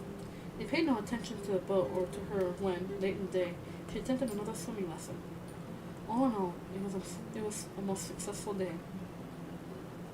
Still, when darkness fell, so did her spirit. Why do I need people, she wondered. She huddled in a damp boat. I'm full of food and comfortable. Well, fairly comfortable. I'm safe. Well, fairly safe. Soon I'll go on to the Zimbabwe. But right now I wish I could see Aunt Chippo. I don't care if she beats me. I even want to see Zoroto, and he's a pig. I don't understand it. As for Ambuya and Masvita, Namo didn't dare to think of them. Her longing was so great she might throw herself into the river. She fell asleep with her arms around the mealie bag. If I eat all the grain, I'll have to fill the bag with grass, she's told Mother. I seem to need something to hold on to. Namo stayed at what she named the guinea fowl camp for several more days. She didn't try to flatten another bird. That had been sheer luck. And besides, it wasn't exactly pleasant to find shreds of bone and intestines in her soup. Instead, she made a trap. She laid a trail of beans leading to a very steep circular hole in the ground, and she hid nearby in a clump of elephant grass. After a while, the guinea fowl discovered a new source of food. It foraged along with one beady eye fixed onto the next morsel. As soon it came to the hole and stuck its head inside. At once, Namo sprang out and wrung its neck. The trap was simplicity itself. If the guinea fowl had been slightly more intelligent, it wouldn't have worked, but fortunately they were as dull-witted as earthworms. Namo ate one of the heavy birds every single day. Even in the village she hadn't done as well. The birds around her home had been thinned by hunting, and the survivors were wary. For variety, she found straggly mahuvuyu, black weeds, and cooked their leaves as a kind of spinach. One day she fashioned a fish trap, following the pattern she had learned at the trading post. She peeled off the bark of a musasa tree, and chewed it and rolled it until it formed a kind of twine. She used this to bind strips of reed into a cone. She wedged the cone into a side channel of the mizungezi, the narrow end pointing towards the fence, and pulled. The little fish swam into the wide end and slipped through the pool.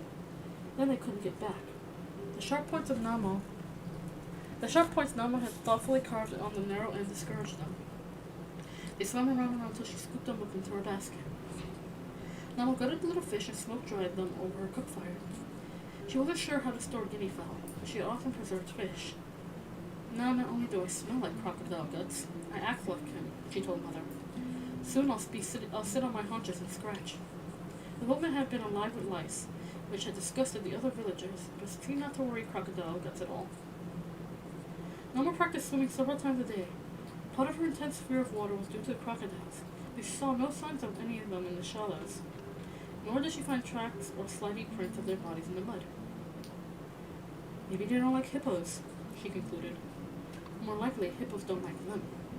She remembered seeing a crocodile once in a mud hole near the village. It had been bitten in two, with its head at one end of the hole pond and its tail at the other. A hippo wallowed in between. No, the animals were not friends. The absence of crocodiles made her swimming lessons slightly less frightening. Nama willingly let go now. She was within reach of the rocks. She could float and maneuver her feet to the bottom. She could even turn over on her back, but she hadn't figured out how to propel herself forward. One morning, she sat up from the bed of grass in the boat and found the river deserted. She felt a sudden, odd stab of loneliness. Not that she liked hippos, far from it, but they had become a familiar part of her world. Nama waited all day to be certain. They didn't come back. After the darkness fell, she couldn't hear them snorting and complaining to one another. The night felt strangely empty. When Nama went to sleep with her arms around the mealie bag, she missed their constant muttering almost as much as the breathing of her cousins in the girls' hut. She untied the rope before dawn. "Today we're going to Zimbabwe, Mother," she said as she pushed away from the shallows. The current caught her, but Nama plied the oar expertly. She had not only learned a lot about boats, but she was less afraid of water. Her muscles were fueled with roasted guinea fowl. She sang, "I am she who tosses trees instead of spears. The ostrich is my pillow and the elephant my footstool. I am Namo who makes the river my highway and sends crocodiles scurrying into the reeds." All day she paddled, with stops and rests to eat. She went on through the sunset on a blood-colored river. The moon was 3/4 full and cast a silvery sheen when the red faded. The forest was an indistinct shadow, now near, now far, as she struggled against the current. She kept turning at right angles and having to fight her way back. Eventually, she gave up and made for shore, what she imagined the shore to be. That was when she discovered the sandbanks. The boat scraped alarmingly, broke free, and scraped again farther on. It took every ounce of strength to fight her way past. She didn't dare to get out to lighten the load. Nama began to pant with exhaustion and fear. It sounded as though the sandbanks were ripping out the hull. For a few moments, the boat eased into deeper water, and she breathed more easily, but then it crunched into another obstacle. Something slapped Nama in the face. It was a sharp-leafed reed. She reached out in the dark and felt plants all around her. Water rushed by on either side. This must be an island, she thought. She fastened the rope to a bundle of reeds and sat back to rest her aching arms. Suddenly, the many hours of fighting the river caught up with her. Her body shook as though she had a fever, and she leaned over the side to vomit what little she had in her stomach. She rested her cheek on the smooth wound until her head stopped swimming. Far ahead, she saw a bright star on the horizon. It's awfully low to be a star, she thought, and awfully big. Then it came to her. She was looking at an electric light. She studied the part of the horizon. She detected other lights winking, as they were hidden or eclipsed by trees. Oh, it was Zimbabwe. Oh, Mother, I wish we could go there tonight," Nama cried from sheer disappointment. She tried to lift the oar, it slipped out of her hands and clattered to the bottom of the boat. She began to tremble again. All she could do was sit dumbly and watch the lights winking beyond the far trees. Eventually, she curled up with Mother's jar at her side. Now and then she lifted her head to check that Zimbabwe was still there. And once, when the wind was blowing the right way, she thought she heard music. Chapter 15.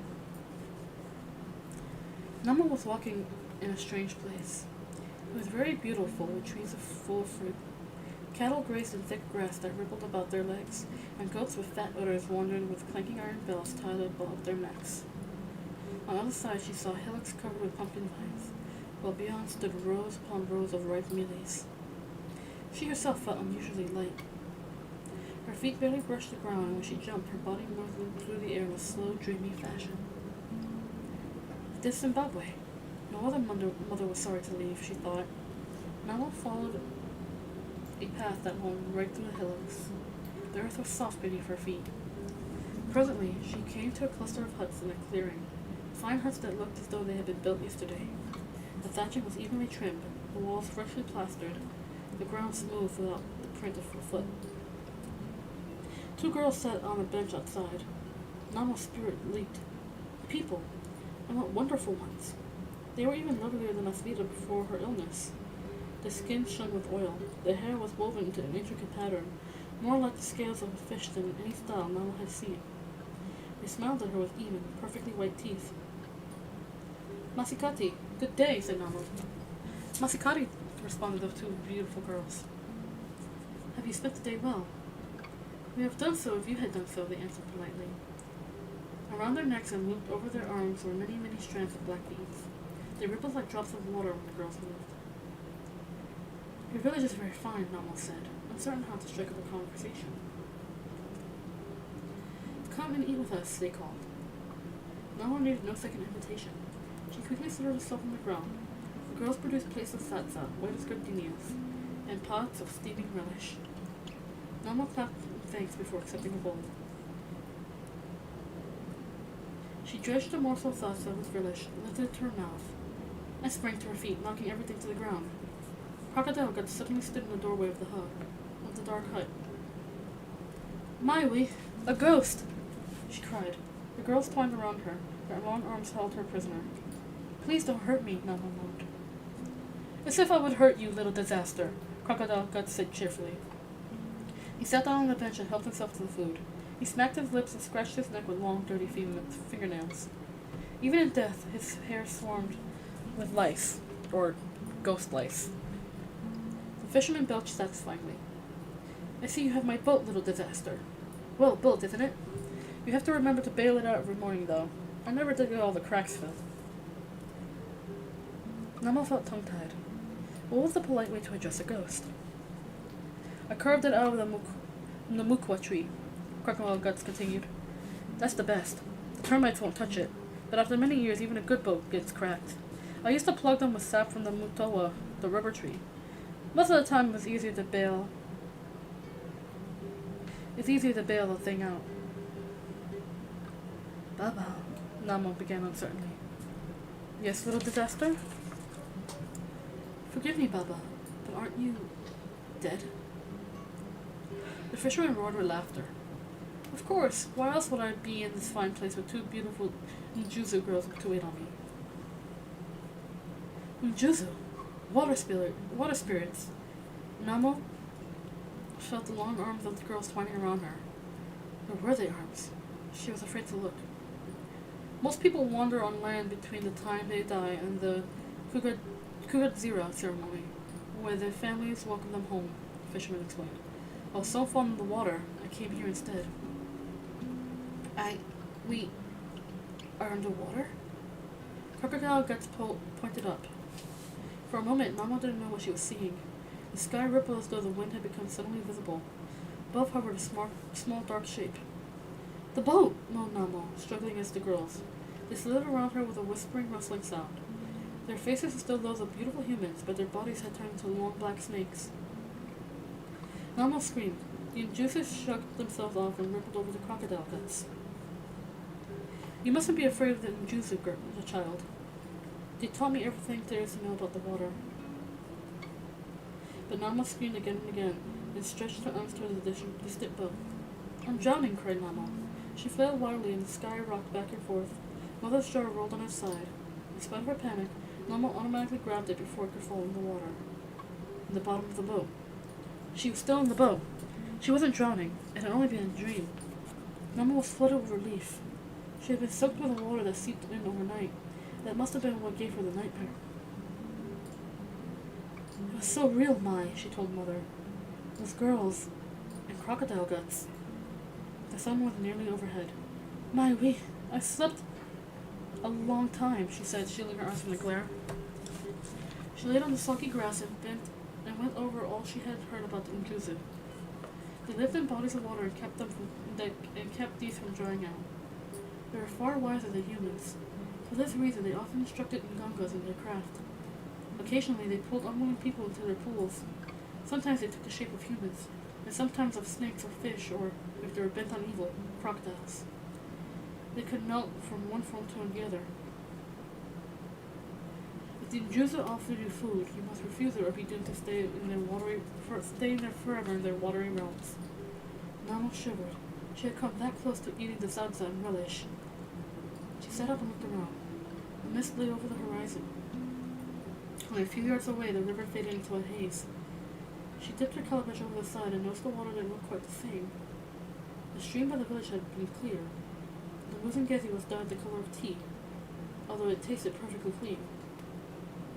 This water was blue-green, but perhaps it was only the hazy light. Nama remembered tying up to the reeds the night before. She crawled to the stern and pulled on the rope. It came up easily. The loop at the end had a single broken reed attached, still attached. Nama stared at the rope and then at the water. She was drifting. The motion had been so gentle she hadn't noticed it. I must have crossed the sandbanks into the side channel, she thought. She began to paddle against the current, but the movement was so slight she couldn't keep track of the direction. For all she knew, she was traveling away from, not towards, Zimbabwe. It's better to wait till I can see the shore. Nama drank water and munched a few of the fish she had dried at the guinea fowl camp. The clear area of the boat gradually widened, and she still couldn't see the edge of the river. She listened for birds. There was only the slight slap of water against the hull. The air was empty of the smell of plants or flowers. Nama became uneasy. Presently, a breeze stirred. The haze dispersed, and Nama realized she was in a far worse situation than she could ever have imagined. The shoreline had completely vanished. There was no side channel. There wasn't even the Muzungezi. The boat had been scooped up and dropped into a boundless ocean. It had to be the country of the Njuzu. I didn't eat the food. I didn't, she told the water spirits. Perhaps by merely accepting a bowl for them, she had fallen into their power. As the breeze freshened, the small ripples became wavelets, and the wavelets grew into swells. Namo yelled when the boat began to sway. "Oh, Njuzu, I didn't mean to insult you by screaming," she cried. "I've always been afraid of snakes. Please forgive my rudeness." She began to weep. She begged and wept, but the boat continued to pitch, with Namo clinging to the sides. When the craft leaned over, she could see right into the water. It was deep, so deep. The Njuzu girls were coiled up into the depths, watching her with bright human eyes. Mother's pot rolled, the mealie bag shifted. Namo desperately opened the bag with one hand as she clung to the boat with the other. She retrieved the pot and stuffed it inside. "I think your pool is beautiful," spirits of the water. "I am so lucky to be allowed to see it. Please don't drown me," she cried. "I'm sorry I didn't ask your permission to use your boat without crocodile guts. I didn't know how." "You mustn't be afraid of the Njuzu, child. They taught me everything there is to know about water." "You're already dead," Namo wailed. "You don't have anything to be afraid of." But her mind began to work very fast. What would Crocodile Guts do in this situation? He must have encountered it. People say he went everywhere, even like Kabora Baza. She grabbed the oar. Every time the boat tipped, she tried to push it back. This didn't work very well. Eventually, she discovered she was in less danger of capsizing if the prow faced into the waves. Now she could slide up and down the swells without tossing the contents of the boat around her. It was hard work, and the waves made her queasy. She tried to rest. The craft swung sideways with a terrible seesawing motion. On and on Namo forged, not knowing where or for how long, only that she had to keep going or die. Her head swam with fatigue. The sunlight glittering off the water made her eyes ache. She noticed a patch of whiteness ahead. A dip in the waves revealed the top of a rock. Ah! She veered away before it could rip out the bottom of the boat. Suddenly, white foam frothed all around her as the rocks made their presence known. Nama was bewildered by so much danger. Directly in front of her was even more whiteness, a ring of it, and in the center a low shelf of land, almost hidden in the glare of sunlight. It was an island. Nama discovered she wasn't quite out of energy. She made for the island when her oar struck bottom. She jumped out and dragged the craft onto shore. The boat wasn't light. Nama had no idea she was strong enough to lift it, but terror gave her supernatural strength. She pulled the boat away from the foaming water and collapsed onto the warm stone. Then she must have fainted, because the next thing she noticed was the sun, lying very low in the west. All around her was the slap, slap, slap of waves. "Thank you, Vat Crocodile Guts," she whispered. "Thank you, Vat Njuzu." She didn't know whether they had anything to do with her rescue, but it was safer to be polite. She watched the shadow of the boat lengthen and the sunlight creep away from the rock. She sat up. It was a very small island, hardly a man's height above the waves at its tallest point. As far as Narmo could see, there was not another speck of land in any direction, and her new home had not a bush or a tree or a blade of grass.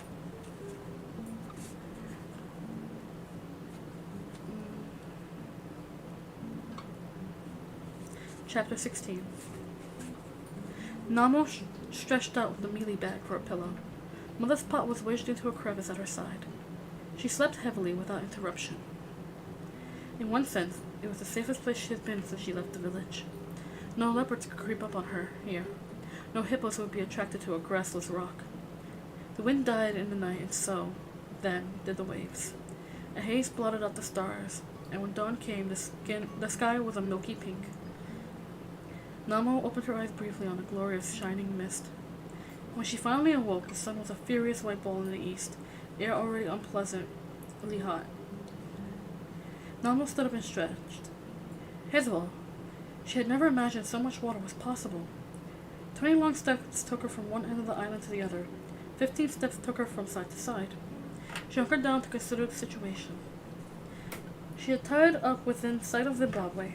The river had been flowing rapidly all around her, and if the rope came loose there, wasn't tied by Njuzu, she thought uneasily, the boat would have been rapidly swept downstream. She had slipped soundly. Perhaps she had sailed all the way back past the guinea fowl camp and the stream that went by the village. What had grandmother said? The Muzingezi used to flow into the Zimbabwe River until a Portuguese dammed it up. Now the Zimbabwe had become a huge lake. Lake Kaborabaza. You couldn't see across Kaborabaza. Even crocodile guts had approached it within caution because of the great waves that sometimes rose. Namo felt slightly happier that this was a real lake and not the ghostly realm of the Njuzu. Still, water spirits no doubt inhabited the place, as did any body of water. She couldn't stay here long, that was certain. The island was barren. Her fish trap was useless without a narrow channel, and no birds ventured this far from shore. The thought of leaving filled her with dismay. The lake was calm now, but who could say how long that would last? Meanwhile, her stomach felt as if its two sides were glued together. She ate more of the dried fish and drank as much water as she could manage. For a few moments her belly felt comfortably stretched, but the sensation quickly vanished. She was afraid to eat uncooked mealie meal. Ambuya said raw flour swelled up inside and made your stomach burst. Namo laid out the matches to dry. She unrolled Mother's picture and saw that I survived the journey unharmed. Well, Mai, she sighed, we don't have many neighbors in our new home, unless you count the Njuzu. I imagine there are a lot of them around here. I'll make you some tea and we can talk. Namo boiled the tea and poured it into pots. She didn't have the heart to cut fresh bread and spread it with margarine. She placed the fish trap over Mother's head so she wouldn't get too hot. Grandmother told me a story once about a man who had many wives and sons but no daughters. Namo sipped her tea as though it were really hot. The man called his sons together when he was dying. I have no money to buy you wives or daughters to exchange for them, he said. All I have is a single black bowl and the friendship of the Njuzu who live in the river. You can listen too, Namo told the snake girls under the water. This story is about your people. The old man said, my sons, I can give you only good advice. But before you do anything important, sprinkle mealie meal on the black bull's head. If he shakes it off, it means I agree with your plan. I'll speak through the bull. As for getting enough money for Ruva, you must jump into the deepest pool of the river. The old man died. His sons thought he was making fun of them with his advice. They planted their crops and toiled in the fields. Not one of them made enough money to buy a wife. One day, when they were discussing the problem, the youngest boy, who was called Useless, said, Don't you remember? Father told us to jump into the river. You have the brain of a flea, Useless. If you jump into the river, you will drown, said the oldest. Useless went to the black bull and sprinkled mealie meal on its head. O bull of the ancestor, I am going to jump into the river. Do you think that's a good idea? The bull shook his head vigorously. That means yes, cried the youngest son. That means we'll have one less mouth to feed around here, replied the oldest. All the sons went to the river to watch Useless throw himself in. The boy sank like a stone. His brothers waited and waited. All day they waited, but Useless never returned. They went to the boy's mother and told her what had happened. His mother wept and cried. She put on the bark cord of mooring and refused to cut her hair anymore. The older brothers hired themselves out to other farmers. They worked for many years to earn enough to marry the farmer's daughter. Still, we are more clever than our youngest brother, they said. His bones are rolling around in the mud somewhere. One day, Useless's mother went to the river to get water. she found the beautiful girl sitting on a rock. Cut your hair and put on your finest clothes, the girl told the astonished woman. I'll give you a hornful of oil. Mother didn't understand, but she obeyed. Soon she saw a great herd of cattle, goats, and sheep approaching many servants. Leading them was a handsome man dressed in a lion skin and wearing a crown of reeds. On his right side hung a sword, and on his left a back. He carried an animal tail and a black horn full of oil. Behind him walked a beautiful girl who had been at the stream. Mother, don't you recognize me? Called the young man. I am your son, Useless. Oh, my son, what had happened to you? The man explained that he had turned into a tiny fish when he threw himself into the river. He went through a crack in the rocks and found himself in an underground country as big as the earth. It had fields and cattle and horses. I lived there, with a giant snake as big as a river. Plants grew along his back, and my job was to eat them. He was the Njuzu father told us about. He told me I must eat only mud and never touch mealy meal. If I ate real food, I would be trapped forever in his country. Finally, he gave me a horn of oil to cure people and a bag of medicine. He gave me a crown of reeds and a sword to rule my brothers with. And last of all, he gave me an Njuzu bride. Useless had learned how to be in Ganga from the water spirits. He became a great chief, and his mother, who had been mistreated by everyone, was treated like a queen from then on. Namo laid on his stomach and watched the waves lap against the shore. The wind was rising. She had been wise to not venture out in the little boat. She gathered the matches before they could blow away and stored Mother's picture in the pot. When this was done, a heavy feeling of despair fell over her. It had been all right when she was telling the story. Somehow, she was transported away. Mother had been there. Even the Njuzu girls had listened from their watery houses. Now she was all alone on a tiny island. The waves formed around the shore and the rocks that lurked beneath the surface. If I threw myself in, she began, but with her luck she wouldn't find any underground country. She would merely drown and her spirit would wander without any hope of rejoining her relatives. The spray left Namo feeling damp and irritated. She would like her bath. It was unfair to be surrounded by bathwater and unable to use it. She squatted next to the shore and doused herself, using the calabash. She then took out her treasures from the boat and went over to them. She had 1 box of matches, 5 pots, the calabash, Aunt Chippa's old headscarf, the red cloth, minus a corner. She was supposed to wear for her marriage ceremony. Uncle Kufa's broken knife, the lamp she had used to light her way from grandmother's hut, 4 wooden spoons, a few glass beads, a packet of salt, dried chilies, a bag of mealy meal, a bag of dried beans mixed with ash to discourage weevils, and the sturdy rope crocodile guns had left in the boat. And around her neck was the red cloth bag containing Ambuya's gold nuggets. If I was in the village, Namo said dreamily, well, I wouldn't be in the village. I would be at Zororo Mtoko's house. I would be stamping mealies for his 3 wives. They would be sitting indoors with pots of mehu. Namo imagined the sour, rich taste of the mehu. Her mouth watered. They wouldn't give me any. Oh no. They'd make me eat rotten porridge and wormy fruit. Namo closed her eyes, seeing the 3 angry women inside the hut. Their skin was blotched with disease. Their heads were almost bald. Their children are rude and stupid, Namo went on. She didn't know this, but it gave her spirit pleasure to imagine it. They fight amongst themselves. Zororo could hardly bear to look at them. They're ugly like him. He comes home drunk and swings his knobkerrie in all directions. His wives think about putting poison in his food, but they don't dare. Namo felt satisfied with the dismal scene she had imagined. And I am not there. I, Namo, visiting the country of the Njuzu. They'll tell me the secrets and send me home with cattle and goats. When she opened her eyes, she was still alone in the middle of a vast lake. The lonely sickness came over her again, and she pressed her fist into her temples to force it away. You mustn't be afraid of the Njuzu, child. They taught me everything there is to know about the water.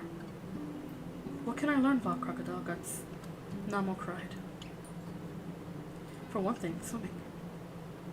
And where had that come from? Namo so badly wanted to hear a voice, she wasn't sure whether someone had actually spoken or whether she had imagined it. Hi, John. Hello. Welcome, friend. I hope you're enjoying the story. Now, where had that come from? Namo so badly wanted to hear a voice, she wasn't sure whether someone had actually spoken or whether she had imagined it. She considered the shoreline. The lake was shallow where he had pulled up the boat, and farther out were the clusters of rock. She waded in, keeping a sharp eye on the bottom. By slowly feeling her way around and scrambling back onto shore when large waves came through, Nama had staked out a sizable area where the water reached no higher than her chest. She perched on the island again and rewarded herself with a few tiny dried fish and a pinch of chili powder. Juicer took the shape of snakes and fish and, crocodiles, Nama thought. How did they move? She tried to wriggle like a snake. No, she wasn't long and thin enough. Crocodiles floated. She knew how to do that. But they moved along by swishing their tails from side to side. She didn't have a tail. She tried to remember how other animals swam. Most creatures did venture to try if they could avoid it. The ones that did, hippos and elephants, were too dangerous to spy on. Very occasionally, Uncle Koopa threw a stick into the stream for one of his dogs to retrieve. The dog swam back with his legs going as though he was racing across the field. It looked relieved to get back on land. Not that she could blame it. Even dogs understood about crocodiles. But wait, there was one animal who swam readily, even joyfully. The otter, or Binza. Namo had often observed Binza hunting in the stream. They skimmed along the bottoms and turned over rocks to flush out frogs or fish. They caught these in their hands just like people. It rose to the surface and ate while treading water. Again and again they dove with restless energy until, sated, they bobbed around the top of their heads out of the water. They were fascinating but dangerous. An enraged otter would hurl itself at an enemy far larger than itself. One of Uncle Koopa's hunting dogs had been drowned by a mother protecting two cubs. But they certainly knew how to swim. Nama waded out on the shallow shelf of rock. She practiced floating like a crocodile. She kicked her legs like an otter. She trotted like a dog running across a field. Little by little, she began to understand how a creature could maneuver in such a treacherous medium. She practiced until dark, but by which time she was exhausted. For dinner, she had 2 small fish and a little pinch of chili powder. She drank 2 calabashes full of water to stretch her stomach. Days passed. Namo lost count. After the fish were gone, she suffered from gnawing hunger for a day before a new plan occurred to her. Ambo had told her often enough of the dangers of eating uncooked flour and beans. She had no one had a choice in the matter. She soaked a handful of mealy meal in a pot. Hopefully, if it swelled enough outside, it would swell inside and burst. It wouldn't swell inside and burst her stomach. Beans proved to provide a more helpful solution to the problem of food. Until now, Namaha only considered cooking them, but they could be soaked too, and would begin to grow. Young plants were perfectly edible. Why didn't I think of that earlier, she wondered. She changed the water frequently, but the mealy meal spoiled anyway. When she touched it with her finger, ropes of slime pulled away from its surface. Even so, Namo attempted to eat a small portion. It made her vomit, and she threw the rotten meal away. The beans sprouted. She devoured them as soon as she dared and set the rest to soak. The future was too terrible to contemplate, so Namo didn't. It was like the time she had cared for grandmother on the Portuguese trader's post, an endless present. She spent the day telling stories to Mother and the Injuzu girls. She talked to Crocodile Guts too, in case he was visiting down below. When the lonely sickness came over her, she plunged anew into the deep blue-green waves. Danger kept her from despair. Farther and farther out she swam. She clung to submerged rocks and lifted her head above water. She ventured out beyond the safe shallow area. She skimmed along the undersurface like an otter. As long as she kept busy, she didn't think. But at night, in the middle of the night, she woke up without any defenses and cried hopelessly until dawn showed on the sky. One day she didn't have the strength to return to shore. She turned over her back to catch her breath. The lake roared in her ears, the sunlight jagged off the waves. When she eventually regained the island, she was so overcome with dizziness she had to lie half out of the water for a long time until her strength returned. Nama couldn't hide the facts from herself anymore. She had gone past hunger to real starvation, where the body no longer struggled against its fate. She would become progressively weaker until her arms and legs refused to move at all, and she would die. And that's where I'll leave it for now, you guys. We are now halfway through, a little close to, or just a bit halfway through the book, and I'm really enjoying the story. It's such a simple story, but it's such a lovely story too. I'm giving myself a good stretch. Oh gosh. Well, I hope you guys have a wonderful, wonderful day. There will be no stream tomorrow as per usual. But Thursday, we're going to attempt to play Super Meat Boy. So, It'll be a fun little time. It'll be a fun, goofy, silly little time where I'll get all angry and rage and, you know, just be silly, goofy. Thank you guys so much for hanging out with me. Thanks so much for listening. I hope you guys are enjoying the story, and I'm sorry for my terrible, like, stutters and stuff. Words elude me today. I'm very tired. Words elude me. I'm gonna probably take care of the things I need to take care of and then take a nice long nap. I love you guys. So just remember, hug your friends, tell someone you love them, and be a force for good in the world, because goodness knows the world needs more goodness. I love you guys so very, very, very, very, very much, and I will see you guys on Thursday for some Super Meat Boy fun. Okay, love you guys, and I'll be seeing y'all. Bye!